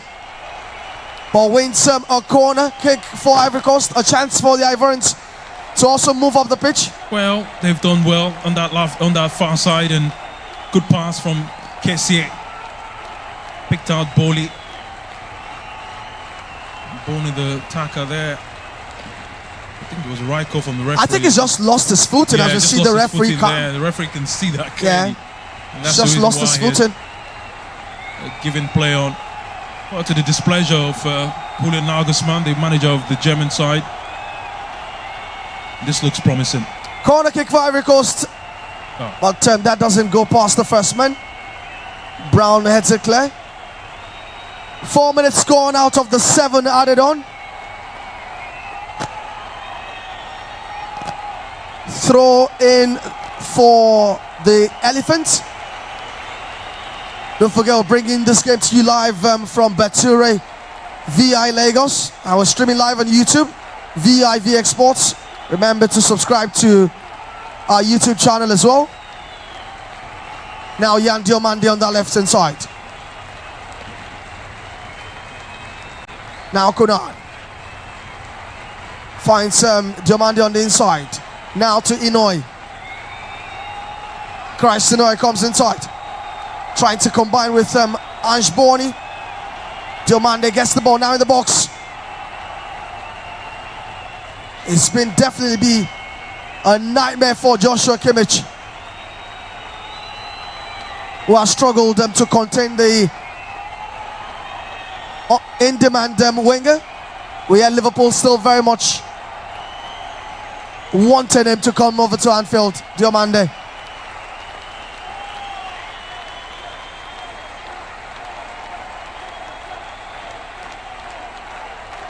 Do you think Nagelsmann has to ring the changes at halftime? Well, I think he has to make some changes. Change the attacking flow of the German side. They now just Germany cannot see any way through. That's the difficult thing for them. Man, the Ivorians have matched them. Physicality for physicality. Yeah. And also, Ivory Coast haven't been bad anytime they've attacked as well. Well, what this World Cup has also taught us is that, you know, anything can happen. Especially the Africans, they've shown absolute disrespect to all of the big sides. We've seen Belgium being disrespected by Egypt. Cape Verde held Spain to a goalless draw. We've also seen Ivory Coast, the same one, beat Ecuador. Germany. Now a few seconds before the 7 more minutes wraps up, Ivory Coast can probably pile more mystery on German souls. Zane recovers quickly. This might just be one last chance alone for Germany. It's Musiala. Kai Havertz on the edge of the area. Just scanning for his options. Finds Kimmich. Now Leroy Zane. Can he from distance? Tries to come inside them. Klorenwitz cuts in, but just cannot sort out his fit in time. But that was worrying for the Ivory Coast side. Oh, that was beautiful to watch from the German side, the way they walked it. Deft touch from Leroy Sané. Beats one, beats two, good pass. The back heel there to set out the man, Florian Wirtz. He just couldn't sort out his fit. He knows it, because that's a huge opportunity for the German side. He just couldn't use the inside of his boot to put that one into the back of the net, but the Ivorians can breathe a sigh of relief now because they've reached half-time. It's half-time at the Toronto Stadium. Frank Kessié on 30 minutes gave the Elephants an unlikely lead, and Germany Saints have been unable to respond to that. Can they hold on in the second half of this one? That's the million-dollar question. But it's half-time in Toronto. Germany 0, Ivory Coast 1. For the first time in FIFA World Cup history, tournament. And this is not just about participation. It is time Africa genuinely believes can actually produce a World Cup finalist, or possibly a champion of the world. From Morocco's historic semi-final run in 2022 to Senegal's golden generation, from Ghana's exciting young stars to Ivory Coast's resurgence and South Africa's emotional return, the continent heads into 2026 with more depth, more talent, and more belief than ever before. So today on 54 Football X, we're breaking down all 10 teams that would be representing the African continent at the World Cup, but mainly focusing on the continent's biggest hopes: Morocco, Senegal, Ghana, Ivory Coast, and not forgetting South Africa.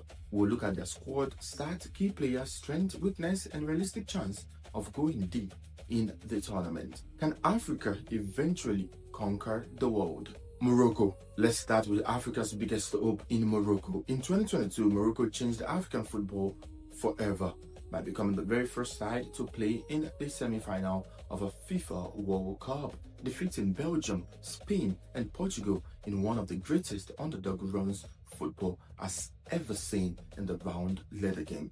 But here is the scary part. Morocco might actually be better now than they were in Qatar. During qualification for the 2026 FIFA World Cup, Morocco were absolutely dominant. 8 matches they played, 8 wins they had, 22 goals were scored, only conceding 2 goals in the process. That is ridiculous consistency. And according to FIFA statistics, Morocco are now unbeaten in 22 World Cup qualifiers since 2015. This is one of the greatest qualifying runs in African football history. This team is built differently. Defensively, they are elite. Tactically, they are disciplined. And individually, they have world-class players. Achraf Hakimi remains one of the best attacking fullbacks in football history.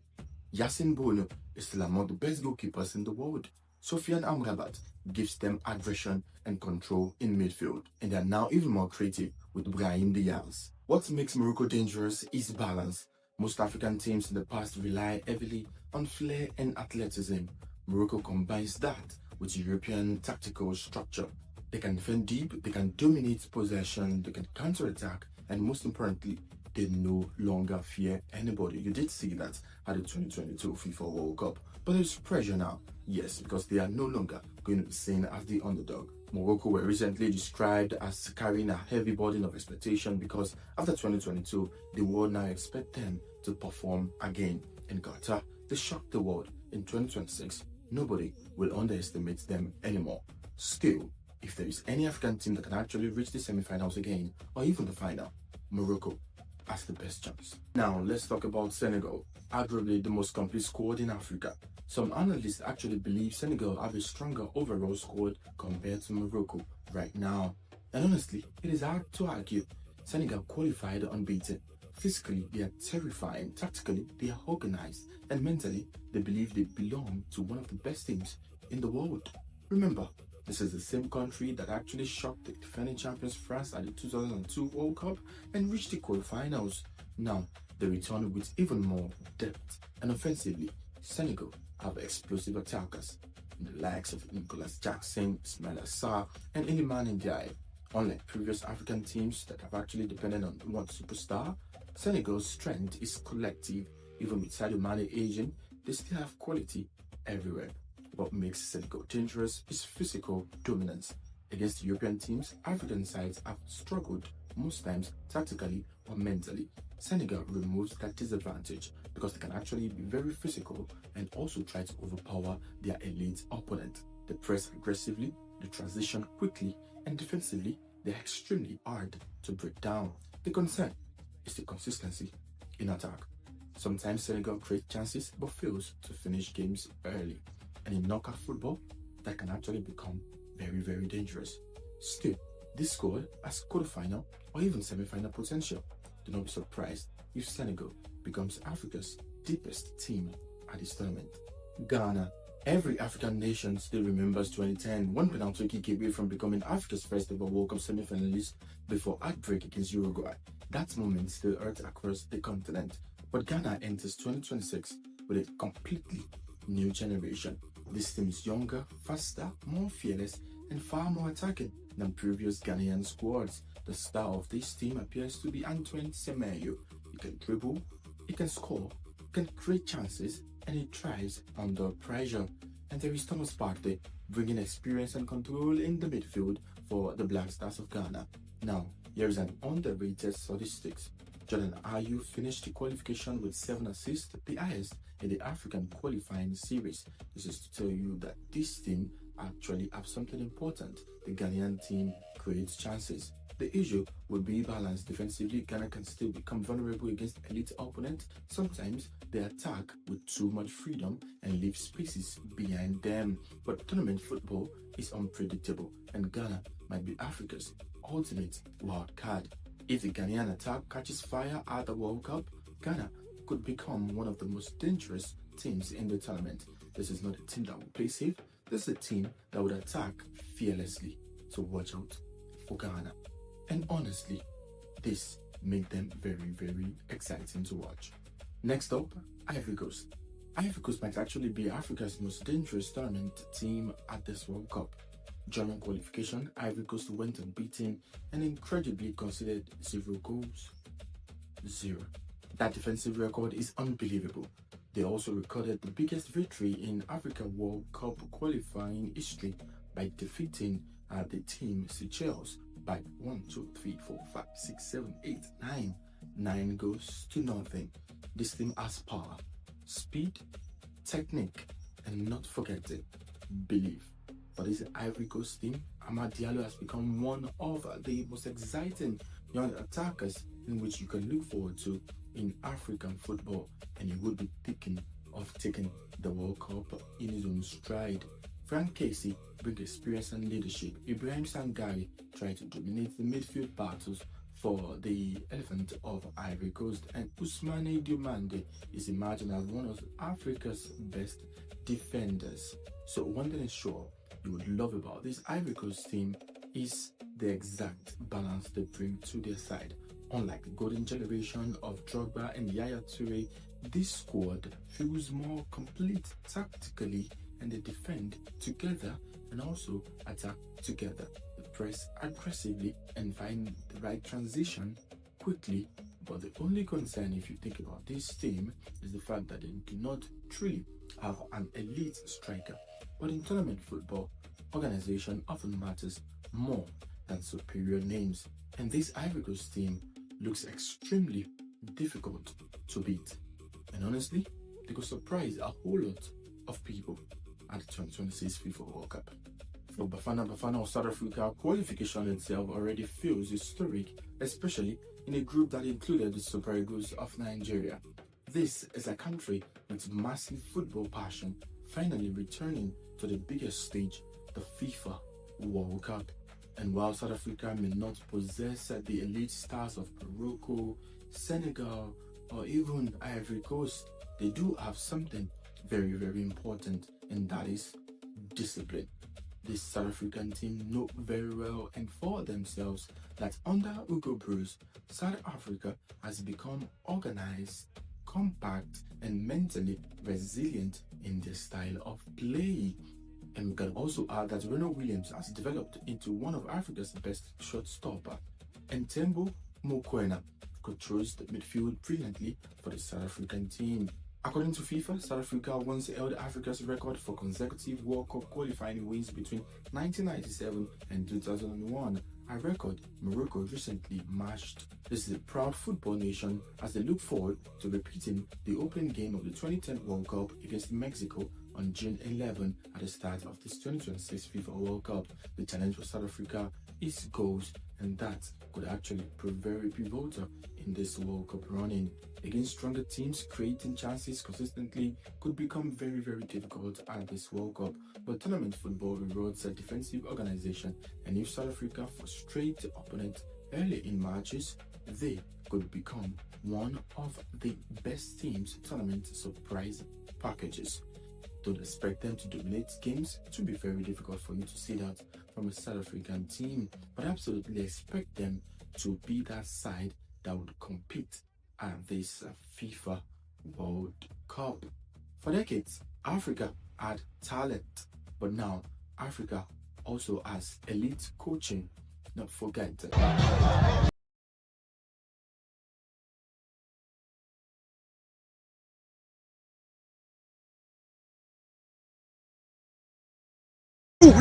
Charlie, how you see the match? We win. Charlie, like the match in Ghana. Like God don't see us.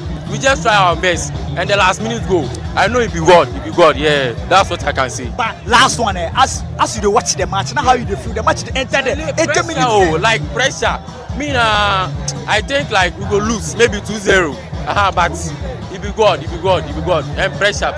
But last one, as you run out, get 3 points. As you move forward, what do the team say the coach for do? England, they be tough team. So what I would say right now is the players they should make what because England they get Hurricane, Bellingham, and like so many players. So Ghana should like position their players well so that they can win the match. That's what I can say. If you get draw, actually, it will be okay for us. But as you see the ball Ghana play, you think say the World Cup we go do well small. Oh, the World Cup, yeah, we go do well. Like today match, it be tough match, yeah. So if you put in match effort, like small effort, you go forward, yeah. Charlie. Thank you.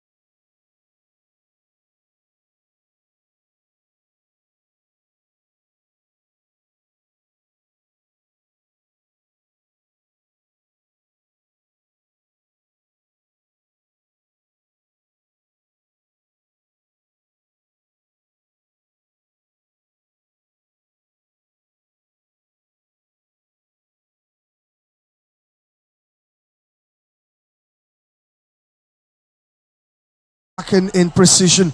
But Alex, welcome back for the second 45. What are you expecting? Yeah, well, I expect the second 45 to bring a lot of excitement.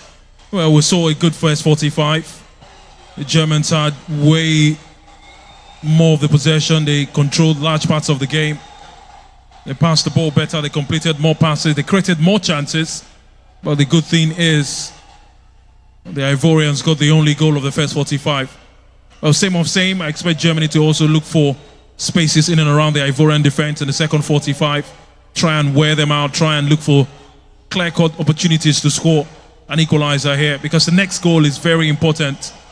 If that next goal comes for Germany, then it's game on. If it comes for Ivory Coast, then it may just be good night for the German side. So it's an important next goal. Whoever that goal goes to may just have a lifeline in this game. If it's for Germany, then we continue playing the game. If it's for Ivory Coast, you just never know. It could be the last kick, and it could be 3 points for the Ivorians. But it's been wonderful so far.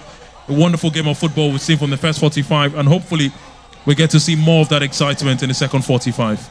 All right, don't forget, we told you that as it stands in Group E, Germany are set to face France in the knockouts, while Ivory Coast will face Scotland as it stands. But a lot can still change. A lot can still change. Ecuador expected to beat Curacao tomorrow morning. It's an expectation by 1 a.m. tomorrow morning to expect Ecuador to get the better of Curacao. But it would be suicidal for any Ivorian supporter to think that this game is over. It's still a long way to go. We have over 45 minutes of football play to be played. So they would know that the only way they can win this game is if they continue doing the right things, and if they try to get another goal in this game. That's the only way they can win it. So they have to continue the tempo. They have to continue the right things that they're doing. And they have to make sure that in the end, they get at least one more goal, because that's all they need to confirm their status as winners of this game. All right, Germany on the attack now. Brown finds Musiala, who cuts. But that was almost ricocheting into the net. That was a moment of bother for the Ivorian defense. Good opportunity once again. Brown this time picks out Chama Musiala. Well, the idea was to lay the pass for Kai Havertz. Was blocked there by Kusonu on that occasion. Germany have a corner. 48 minutes played. So only one change to report during the interval. Antonio Rudiger replacing Nico Schlotterbeck. Was unable to shake off that ankle injury. Corner kick is taken short. Havertz back to Kimmich. Sends across to the back post. Yaya Konan easily claims that one, but sets Frank Kessier on the attack. Ivory Coast coming forward. And you're looking at the stand, still a bit empty as the fans are trying to get back into their seats. When much talk has been made about how expensive the match tickets are. Yeah. But you can come down here to Bature, VI Lagos, and enjoy the game. And also enjoy one of the finest brews from Bature on a wet night like this in Lagos. Can we get more rain of goals tonight? We have just one to report for you, and that was in the 30th minute. Frank Kessier.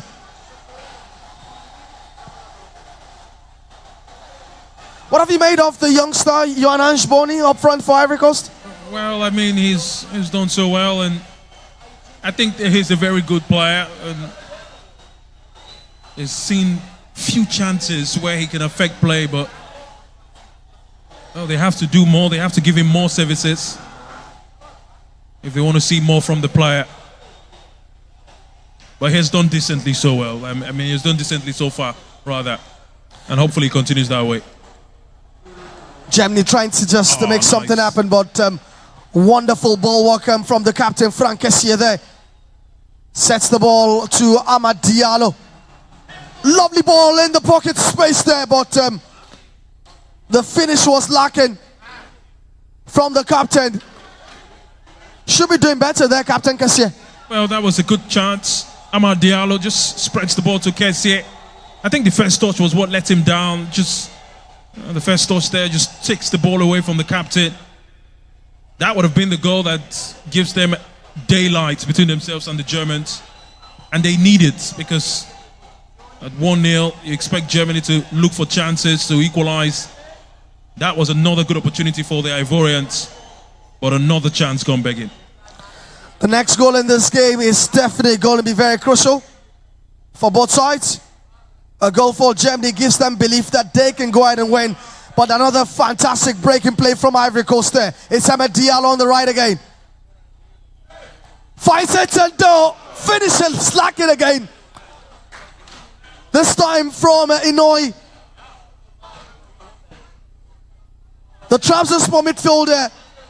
We talked about him in the build-up to this fixture. But that finish just needs to be better. Well, he should have done better there. He had an opportunity to at least find the back of the net or test the goalkeeper. He blazed that one way off target. I hope they're not made to pay for this. Well, I hope they don't pay for it because they've had 2 chances now, back-to-back, in the space of 3 minutes. And it's still 1-0. That's surprising. Serves a reminder of Senegal in that first half against France. They were punished for being profligated in the first half. Now it's Havertz trying to dink up across into the area. Germany camping in that Ivorian box. They need an out ball, Ivory Coast. They can't get one. Havertz. Germany now stepping it up. I mean, they've always dominated the game, even in the first half. Well, they've just been lacking in.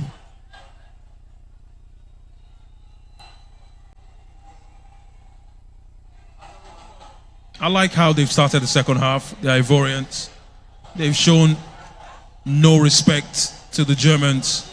They've come out of the dugout and they've been a bit daring, creating chances upon chances. Havertz again finds Havertz, who just can't control. He knows he should be doing better there.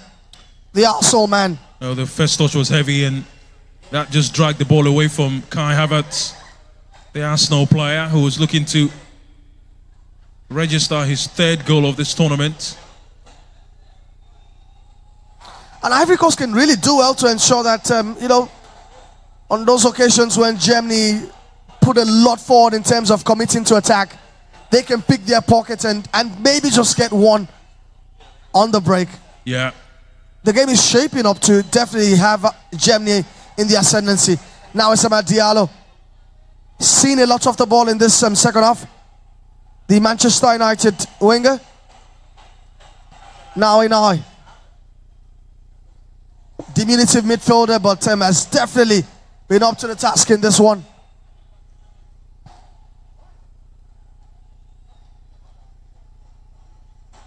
Oh, nice. Another chance here, but Ivory Coast really making things happening on that right channel. But they just are lacking in the finishing touch. Nicely done from Diallo again. Well, he got the ball second time, beats his marker, sheer brilliance, good pass into the box.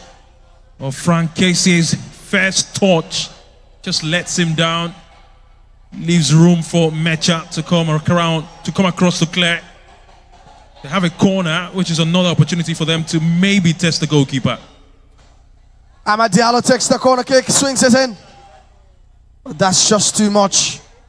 As Pavlovic will shepherd that one out, and looks like it's been fouled by Jan Diomande.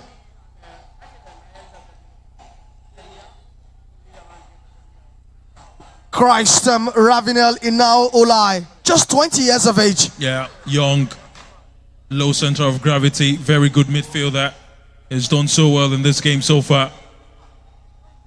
He had a mazy run just moments ago and almost finished this with a goal. That would have been nice, but he just couldn't keep his effort below the crossbar. The Ivorians have played so well. Actually, also seems that positionally, Ivory Coast might just have switched from Diomande to more of Diallo. But cross comes in there. Can Diallo convert? Now they come again, Ivory Coast. And now, Ivory Coast know that they need to convert. A 2-0 lead gives them a bit of a cushion here. One just enough. Diallo finds Kessie there. But it's been wasted again. Another wasted effort. This time, Yan Diomande is the culprit. MS5 knows that they should be doing better. Well, they should have been 2-0 or 3-0 up in this game. Once again, I think Amad Diallo just delayed that pass. And Diomande on the rebound. That shot was off target.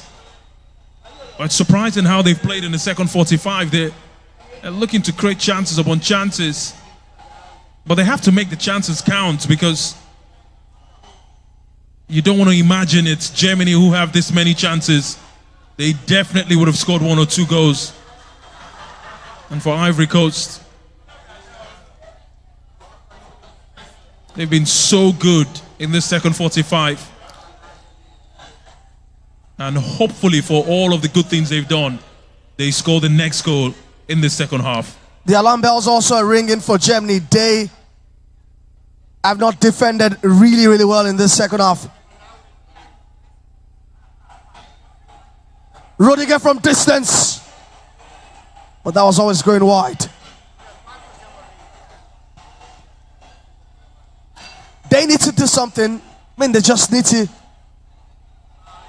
speak out something, make something happen, as we see. Well, we saw an African team beat a European team last night. Morocco beating Scotland. This could be another one. I mean, the 3 victories for African teams so far. Looks like we're going for our 4th one. This could be to the displeasure of many, because I don't think anybody expected this to be the case of this game. That's 58 minutes. Ivory Coast leading by 1-0. Nagelsmann preparing for a double change. Triple change. Oh, it's actually a triple change. Yeah. The idea would be to change the rear guard in attack. And you can see, well, a lot can happen even before that change. Now Pavlovic, Kimmich, forced back to Rudiger.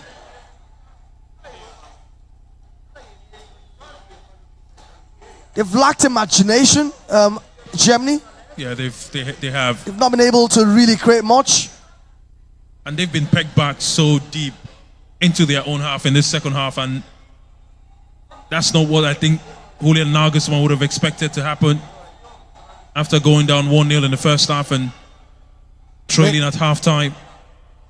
I mean, for Leroy Sané, for example, has been a lot of off and puff but no end product. Well, the scary thing about Germany is the fact that they only need a split second and they can turn this game around. And that's what the Ivorians should be wary of. Apart from that, I don't think Germany are playing so well as a team. They're passing the ball, but they're not creating chances. They're not opening up the Ivorian defense. They've been struggling so much to do that in the second 45. Back-to-back corners for Die Mannschaft.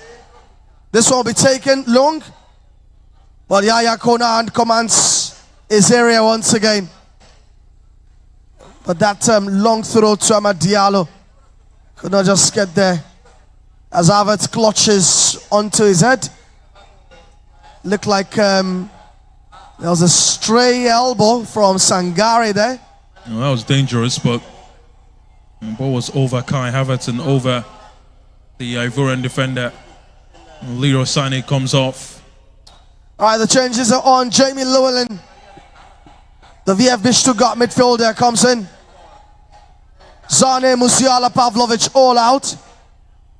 Also changes from Julian Nagelsmann. As you see, Llewellyn, Dennis Undav and Amiri coming on, hoping that they can make the desired change for the German mission. Guess what? We've reached 60 minutes. Time just keeps ticking and ticking and ticking away for Germany. They have to respond. They have to do something.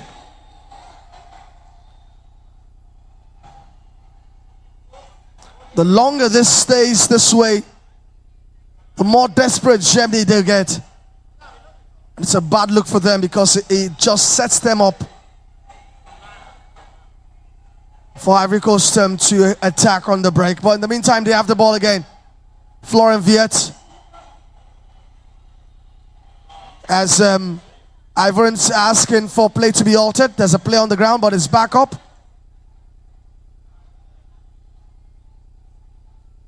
And that's Jamie Llewellyn getting his first taste of action. But that will not worry Yaya Konan.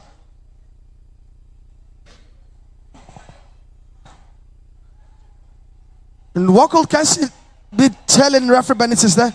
Well, about this one, well, that's a clear pull if you ask me. Brings the player down, referee says play on. It was Undav who just came on for Germany, stopping the flow of the Ivorian attack. This has been a different second 45 display from the African Elephants. Ebesfire yet to show his hands in terms of making any change. As we get past the hour mark of this game, 61 minutes gone. Another hydration break is almost upon us again.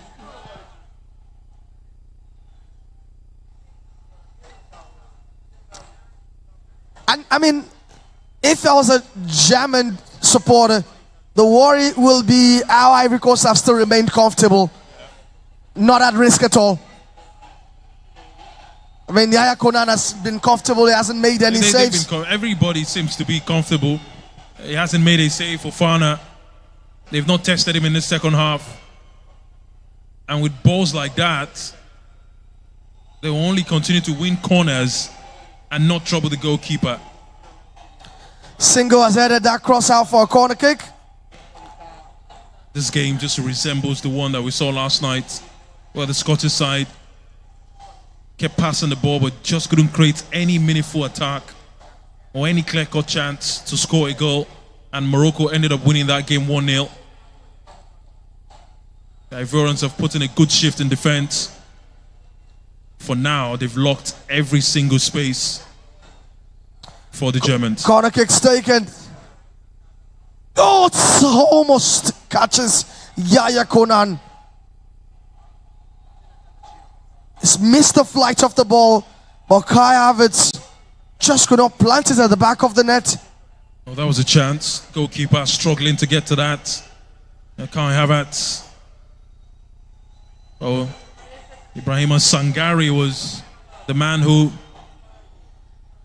put the German player off balance. Ah, this boy is just great good. Work again from Ulai. Inau Ulai. Remember this name. Is that a great game so far? He's asked for the ball in difficult places. Yep.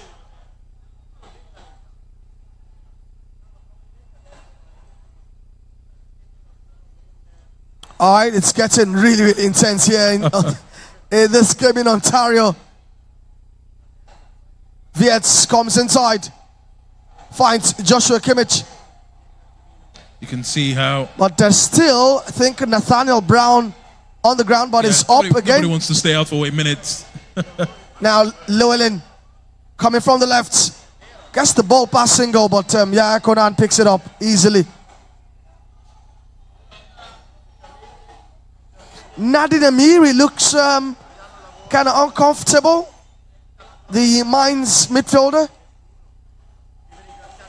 But looks like he's going to run that one off. I mean, it's official. It's all Germany right now. Yeah, it is. I mean, they're looking for the equalizer. They parlayed on the pressure. The Ivorians are just keeping a good defensive shape. The question now is how long can they keep up that defensive shape? They'll be hoping to have an opportunity from the counter, because it seems that way, that's the only way they can get a goal in this game. They have their moments, they have their chances in the first 10 minutes of the game, of the second half, They couldn't muster a chance to score a goal in that first 10 minutes. And now it's all Germany, passing it from left to right. But it only takes a moment. It just takes one moment, a minute of madness or brilliance, and the Ivorians could just get their second goal.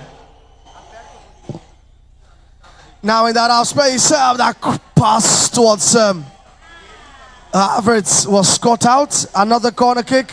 I mean, for all of the set plays that they've had, Germany, they've not been able the last 4 corner to kicks be dangerous with it. Been on that left-hand side.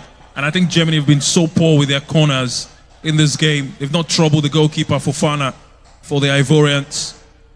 And they've had the lion's share of corners. I'm also surprised that Julian Nagelsmann hasn't rolled the dice and probably put in Nick Woltemade. Yeah, Woltemade would be, a good option to maybe run down the middle, get opportunities from set pieces. But you're chasing the game and you're bringing in midfielders. I mean, I don't know why Lolin is in the game and Woltemade is on the bench, but I'm not Julian Nagelsmann, so I don't get to answer those questions. Goalkeeper down on the ground, and this will ease the tempo of the game once again. Ivory Coast are doing everything in their power now, looking for any stoppages that they can find just to keep this game at 1-0. And they're doing a very good job at, wasting a considerable amount of time.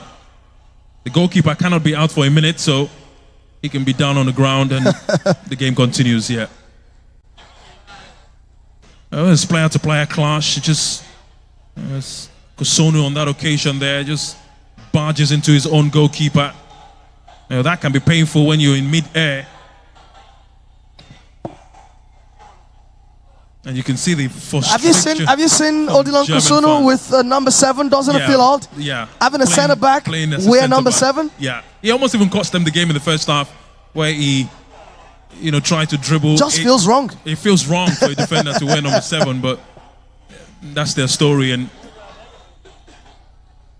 now the idea for the Ivorians now would be to frustrate the Germans, give them little to think about when it comes to attacking fray. And they're doing that nicely. Germany now on the attack. It's IVory. Sends across it. It's a dangerous one. And to goal. Germany are back at it. Germany have equalized.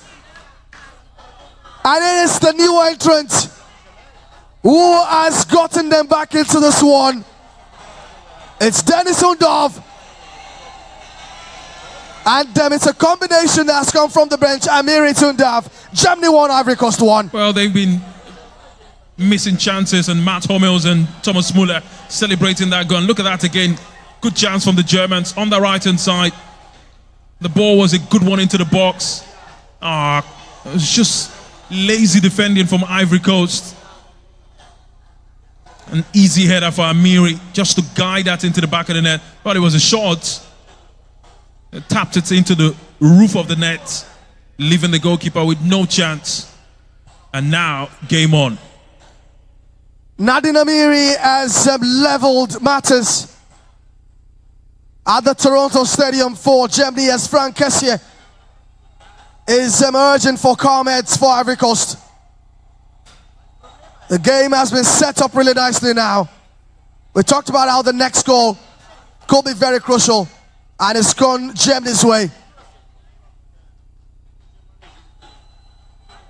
Game's now open, 1-1. Germany in the ascendancy. And we'll see what changes. How MS Fire reacts to this one. Germany on the attack again. Nathaniel Brown, Havertz. Just could not find that touch. Well, I talked about the Germans and their explosiveness. It only takes them a moment and they're back in the game. And if the Ivorians don't watch it, the Germans could create another opportunity and score another goal in this game. They had way too many chances in the first 10 minutes of this second half. They just couldn't find the back of the net. And I think they're really in their luck now, knowing that the Germans are rightly on top of this one. Germany still on top. Joshua Kimmich trying to find Viet in that pocket of space. But it's all Germany now. Ivory Coast can't seem to find the level at which they were retaining the ball, especially in the first half. They can't find it anymore. Rudiger was also, brought a sense of calm to the German backline.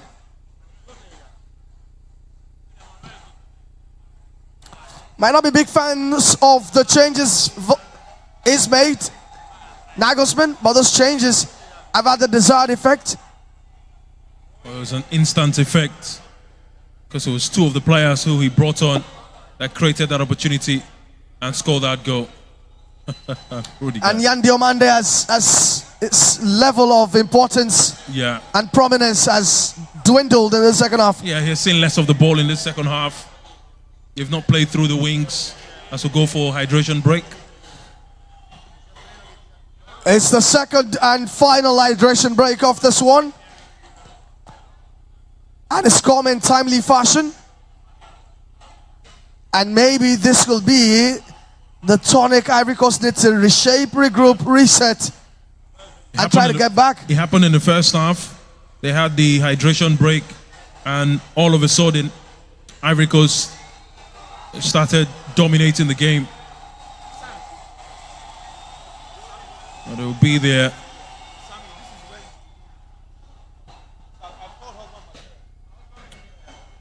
own way of playing the game. They've done well, but the idea would be that hopefully in this next 3 minutes they can get some words from the manager and turn the game around. All right, hydration break, which means that it's a chance for you to also take in the very best of the brew right here, Bature, VI Lagos. Get yourself hydrated and ready for the final stretch of this one between Germany and Ivory Coast.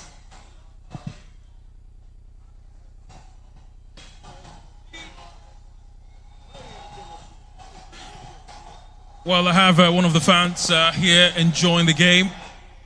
You know who. Husband Matera is by my side. Husband Matera, I know you saw the first game, 5-1 Netherlands against Tunisia. But this game, against Sweden rather. But this game has seen some really good football from an African perspective. Ivory Coast playing really well in the first half. They got their goal. The first 10 minutes of the second 45, they also had chances upon chances. Do you think that they've missed their chances and the Germans with their equalizer would go on now to win this game? I hope the hydration break would give them the opportunity to go back and try and reset, because I mean the first 10 minutes of the second half they should have taken their chances and killed the game off. But that is the beauty of the round leather game.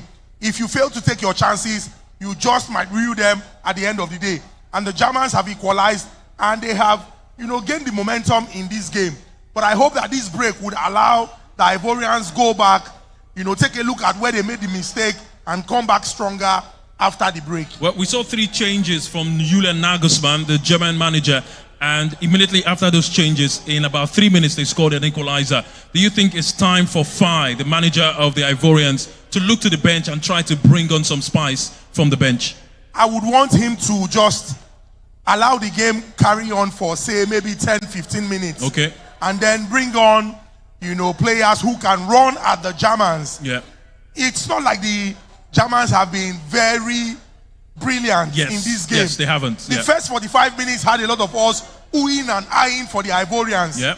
So I think that, just go back, tell the players to put their head in the game, give their best, go for every challenge, and maybe in the final 10 minutes, you can effect changes and throw everything you have at the Germans. Hopefully, one opportunity and they would convert. All right, we've seen 3 substitutions for Fana Adingra and one of the other players for the Ivorian side. Before I let you go, Husband Material, what do you think will end this game? Do you think it's going to end 1-1, or you think that either of the side will score at least one goal before the end? I think there's a second goal in this game.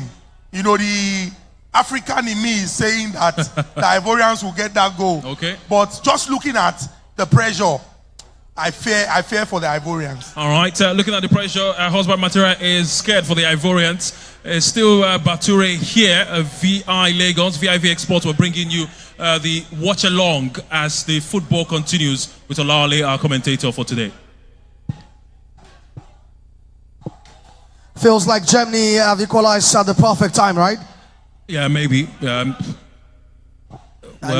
hopefully Adingra, who showed Nigerians that he can play in the AFCON final in 2023, can bring in some spice on the left-hand side for the Ivorians.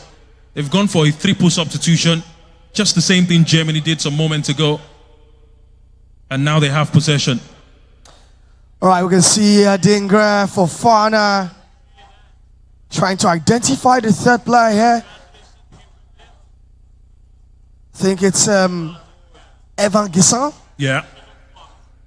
The Aston Villa striker was also coming as well. Nicolas Pepe is still on the bench. That's another player that MS5 could really throw into the fray. And now you can see Yan Diomande now playing on the right. Adingra on the left. Well, Germany on the ascendancy here. Viet's dropping back, trying to ping a pass towards Kai Havertz. And the hydration break will just alter the momentum of the game. We saw that leading to Ivory Coast opener off the hydration break, and they scored. Now they're doing the same thing again they did in the first half. Two players from both sides on the turf right now, but they should be fine. Yeah. I think Ulai. They know if they kick the ball out, their player would have to go out for a minute. So definitely, nobody wants to go out. Nobody wants to go out. And I think that's my favorite rule out of the whole. Yeah, out of the whole new rule. Yeah, it's my favorite. Because over time, players have found a way to game the system. Yeah.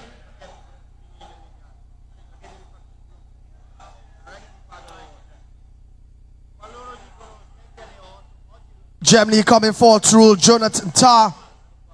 Florian Wirtz running at single. Diomande trying to offer some support.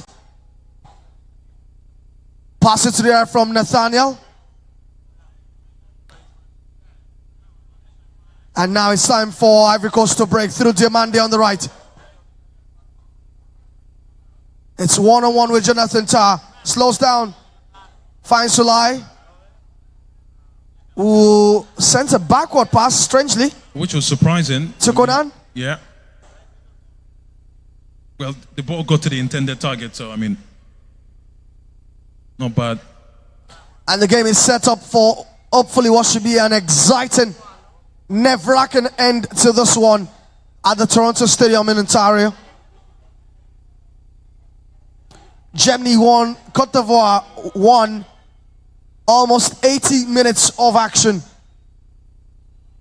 And we're bringing you all the action right here, Bature VI Lagos on vivxsports. Remember to subscribe to our YouTube channel as well. Do you think that maybe the game might just have got into a territory where MS5 just tells his lads, a point is not bad at all? Well, it's not bad to have a point. I mean, it's against Germany. In the end, it's a, in quotes, relatively better or bigger team, if you may. So taking a point wouldn't be bad. Still keeps them on 4 points. Still gives them an opportunity to make it to the next round. That's a round of 32. So if they finish with a point, that's good enough for them. But again, 3 points is sweeter than a point. So it would be nice to try and go for it. But if you cannot go for 3 points, it's best to settle for 1 point, because that means that Ivory Coast would have 1 foot in the next round of the FIFA World Cup. 8 best losers will be progressing to the knockout. And there's a feeling that 4 points should do the magic. Yeah, it should do the magic. And do not forget they'll be looking closely at Ecuador, because if Ecuador win against Curaçao, they only need to get a draw against Germany in their final game. Then you have a mathematical problem in this group. Wilfred Singo needs attention at the edge of the touchline. And Julian Nagelsmann is fuming because he knows that has stemmed the tide of their momentum. Yeah, just right there, he pulled something and immediately just signaled for the game to be stopped. Single. But Single also could have rolled outside and be attended to, right? Yeah, but the funny thing is, if you get the treatment on the pitch, you still have to go out and wait for a minute. So yeah. It still doesn't change anything.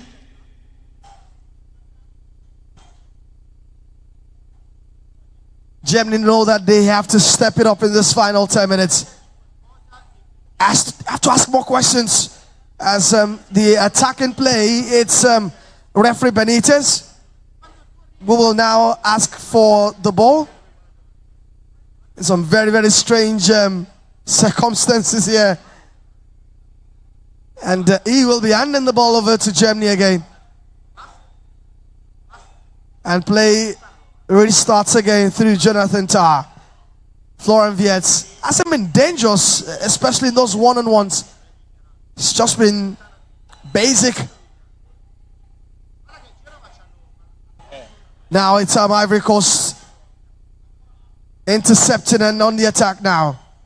Adingra runs into traffic but finds a way to get the ball to Guessant. Guessant to Diomande. Diomande now in the box.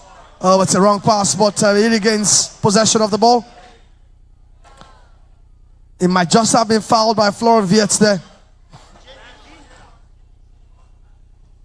But he knows he should be doing better there, Alex. Yeah, he should be doing better. I mean, a player who is talked about highly by...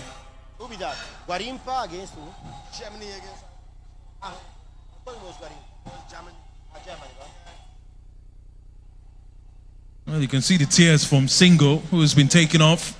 Yeah, he spoiled something. Yeah. He knows probably this tournament is maybe over.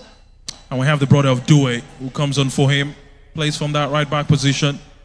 Man who scored a wonderful goal against France in a pre-World Cup friendly matchup that Ivory Coast defeated France 2-1. They could be doing that to Germany today. And they have the same player on with only 8 minutes plus added time. That's Guella Doué, the brother to Desiree Doué, who we've seen with the French national side. And they form part of 8 pairs of siblings competing at this World Cup. As you see Single looking distraught. Well, if it's a hamstring injury, then I think his World Cup campaign is done and dusted. And that you can see the tears from the man. Corner kick to Ivory Coast. I talked about the band of brothers we're seeing at the World Cup. Representing the same country, Lucas Hernandez and Theo Hernandez. Also seen Quentin Timber and Yurin Timber, although Timber, the Arsenal one, been ruled out because of injury. Can Germany clear lines? Yeah, they finally get to do. But stopped in the tracks by Fofana. Ivory Coast trying to get something here. Fofana on the turn. Still talking about band of brothers at the FIFA World Cup. Brothers representing different countries. It's Nico Williams and Iñaki Williams for Ghana. Talks about Guella Doué and Desiree. There's also Derek Lucasen Broby, who represents Ghana, and Brian Broby, who scored today for the Orania against Sweden. And there's also Ari Suter of Australia and John Suter, who also was in action last night for Scotland against Morocco. Yan Diomande has been taken off. It looks gassed out. He's tired. It's been a disappointing second half. It's a bit disappointing second half for him. He's seen less of the ball. And the moment where he had possession, 1v1, you expected him to have taken on his player. He hasn't done that in the second half. And rightly so, the manager has decided to take him off and bring on an exciting player. So here's another interesting change from Julian Nagelsmann. Takes off his number 9, Kai Havertz, and brings in a midfielder, Leon Goretzka. Yeah, he can shoot from distance, so that's the good thing. They can have chances from moments like that. And do not forget they have a player who can play down the middle. Squeaky bum time in this one. 5 more minutes of normal time to play. Germany 1, Ivory Coast 1. I think the Ivorians will be happy with the point. It's against a top 10 side in the world. Considering that they were not favorites going into this game, they will take it. But it's still not over yet. As Germany come forward through Denison Dav, shoots from distance. But Yaya Fofana picks that one up. Yeah, that was a good try from Undav. Hits it straight at the goalkeeper. Catching practice for Fofana. Nicolas Pepe gets his first taste of action, and it's a beautiful turn there. Went to throw. Oh, actually, it's a jamming throw. Should be for Ivory Coast.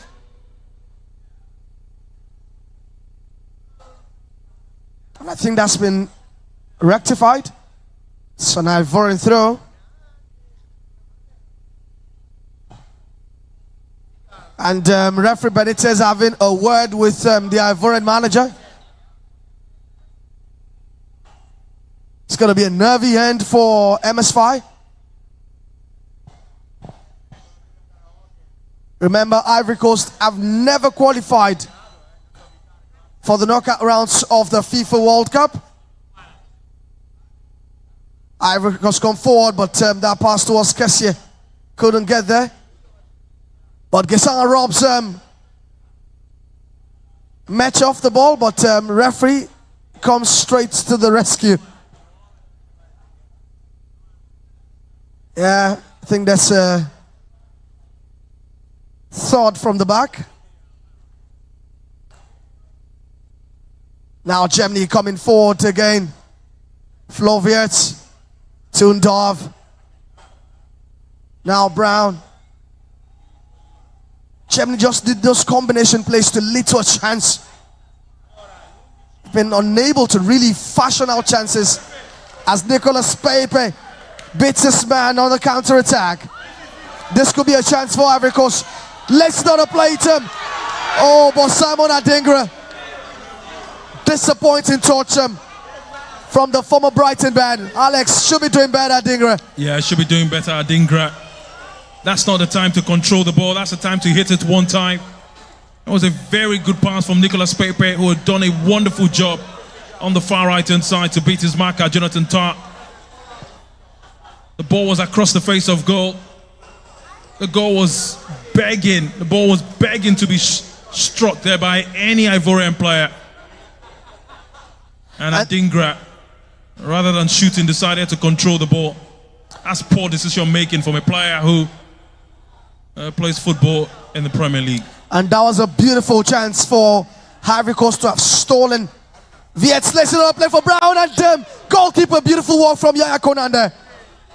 The Germans almost took the lead. It was Brown. One-time shot there, good save from the goalkeeper Fofana.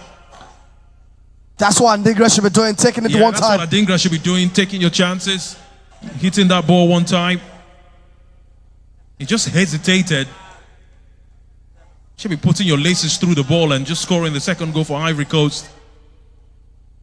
That was the chance. And 89 minutes of football played. Will be interesting to know how many minutes will be added on here. We should get at least 7 or 8 minutes. Long throw.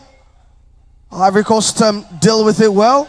Lovely ball to Gesson. It's another chance to attack on the counter for the Elephants.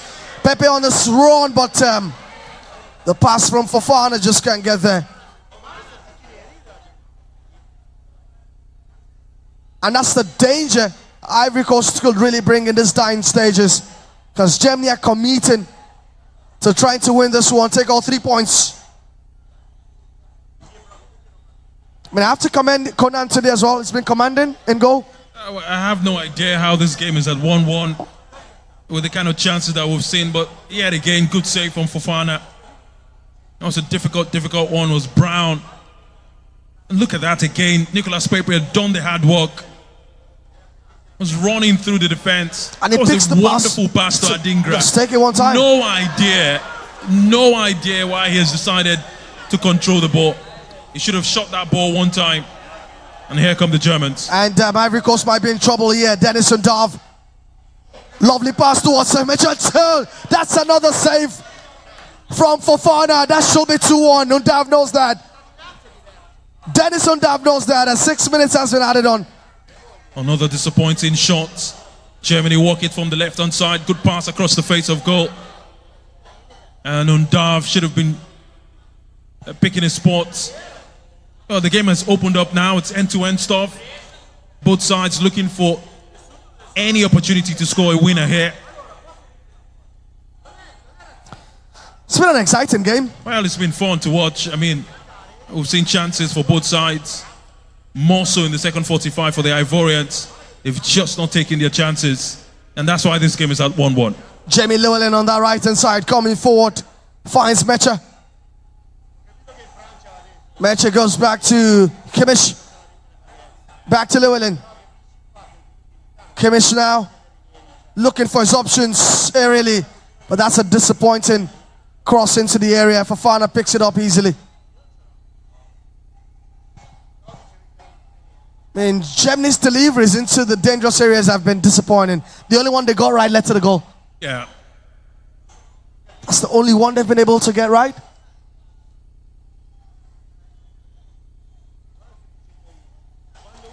Still Germany 1, Ivory Coast 1.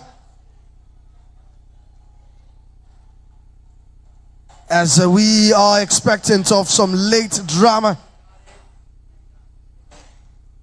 in this one. Still some 4 minutes that could deliver absolute drama.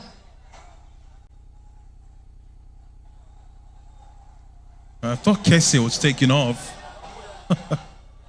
Just saw him now. It's surprising. Thought he was taking off. Now Doué trying to combine with Pepe, but lost the ball. But Kusunu straight to the rescue. But referee points out that a foul just have been committed by Ivory Coast. Free kick to Germany. We'll take that one real quick.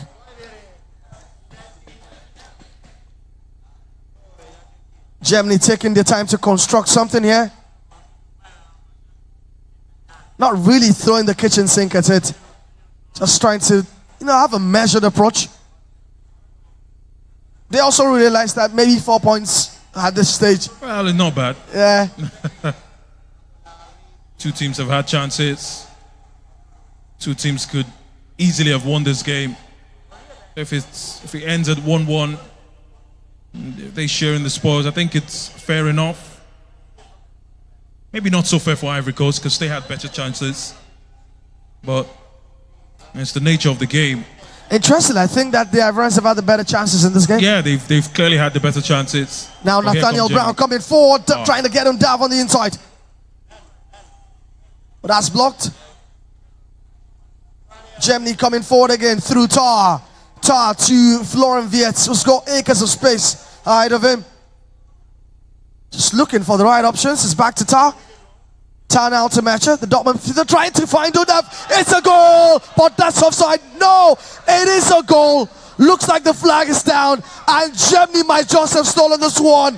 Late on, in Toronto, Canada, Germany have taken the lead for the first time. They've broken Ivorian hearts. It's Germany 2, Ivory Coast 1, as the Ivorians look forlorn, Alex. Well, that's what happens when you don't take your chances. That's what happens when you don't convert your chances. Germany, with just one split second of brilliance there, deep ball inside.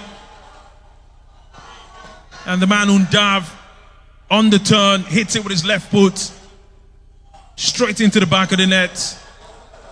And that's German joy. They've struggled in large parts of this game. And look at that again. Is he offside? From Mecha. It's onside. Clearly onside. Good turn. Left foot strike. Clearly onside. And that was a searching pass from Mecha there. Yeah. And Fofana is flat-footed. But what a finish from the Stuttgart striker. Double joy for Germany, double joy for Undav. Ivory Coast have been made to pay for being profligate. In a game of tiny margins, you just need to really take. And well, the camera pans on this man. And had a chance and scored. It's just disappointment for Ivory Coast now.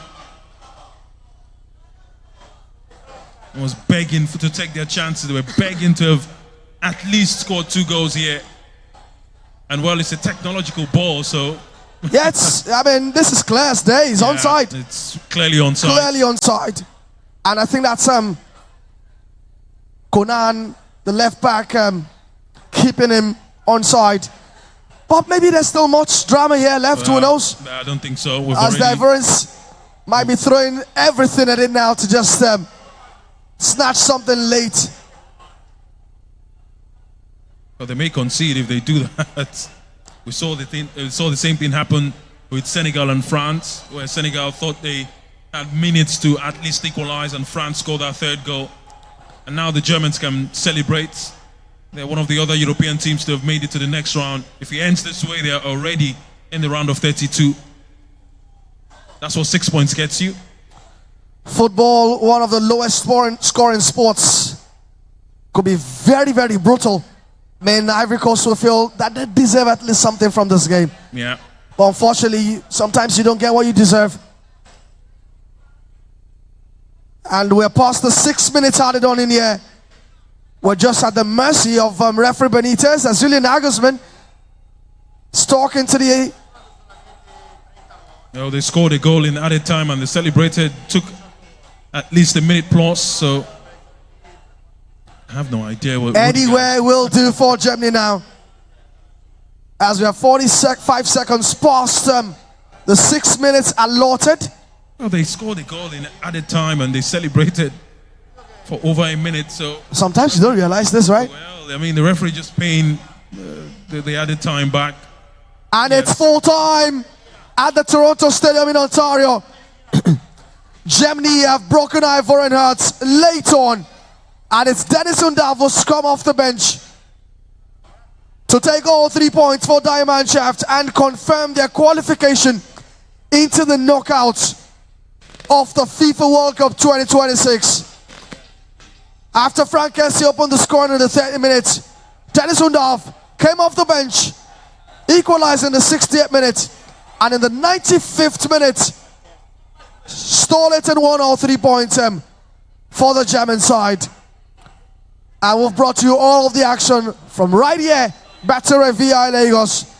Also streaming live on YouTube as we see the Ivorians, Simon Adingra laying helpless on the turf. But Alex, it's not been a bad performance from the African side, but at the biggest stage like this, you need to be switched on. Yes, you need to be switched on a stage like this, and playing against the German side, a very good European team. I was surprised how the Ivorians played because they had chances and they dominated large parts of this game. They should have won the game easily, especially in that second 45, the first 10 minutes of the second half. They had chances upon chances. They couldn't take their chance. And when you got to the 78th minute mark, you could understand that things were beginning to be difficult for them.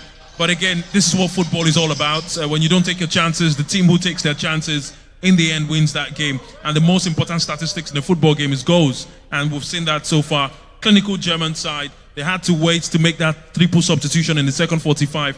And the 2 guys who came on, IVory and Undav, were the reason why Germany has won this game against Cote d'Ivoire. It's sad for the African contingent because this would have been the first African team to qualify to the next round if they had won this game. But it's not the story that we get to take home tonight. So sad one for the Cote d'Ivoire. So Ivory Coast will need to try again, this time against the bottom boys. I think they should be Curaçao. That should be able to clinch their qualification. But don't forget, Africa continues to remain in action at the World Cup. Tomorrow morning, 5 a.m., it will be Tunisia up against the Blue Samurais of Japan, with Averina now at the helm of affairs. We've come to the end of the action. We've come to the end of today's coverage of the FIFA World Cup Group E match between Germany and Ivory Coast, and it has delivered on every front. 2-1. Germany have won this one. Thank you to everyone who was part of this one. everyone at Bature. We're a great company as well. And to everyone behind the scenes who made this happen, thank you very much. Alex, thanks for coming around as well. It's always a pleasure. Until we come your way, do have a wonderful, wonderful weekend. It's Father's Day tomorrow as well, right? Yeah. So happy Father's Day to everyone, every father out there. We'll see you next time. Bye-bye for now.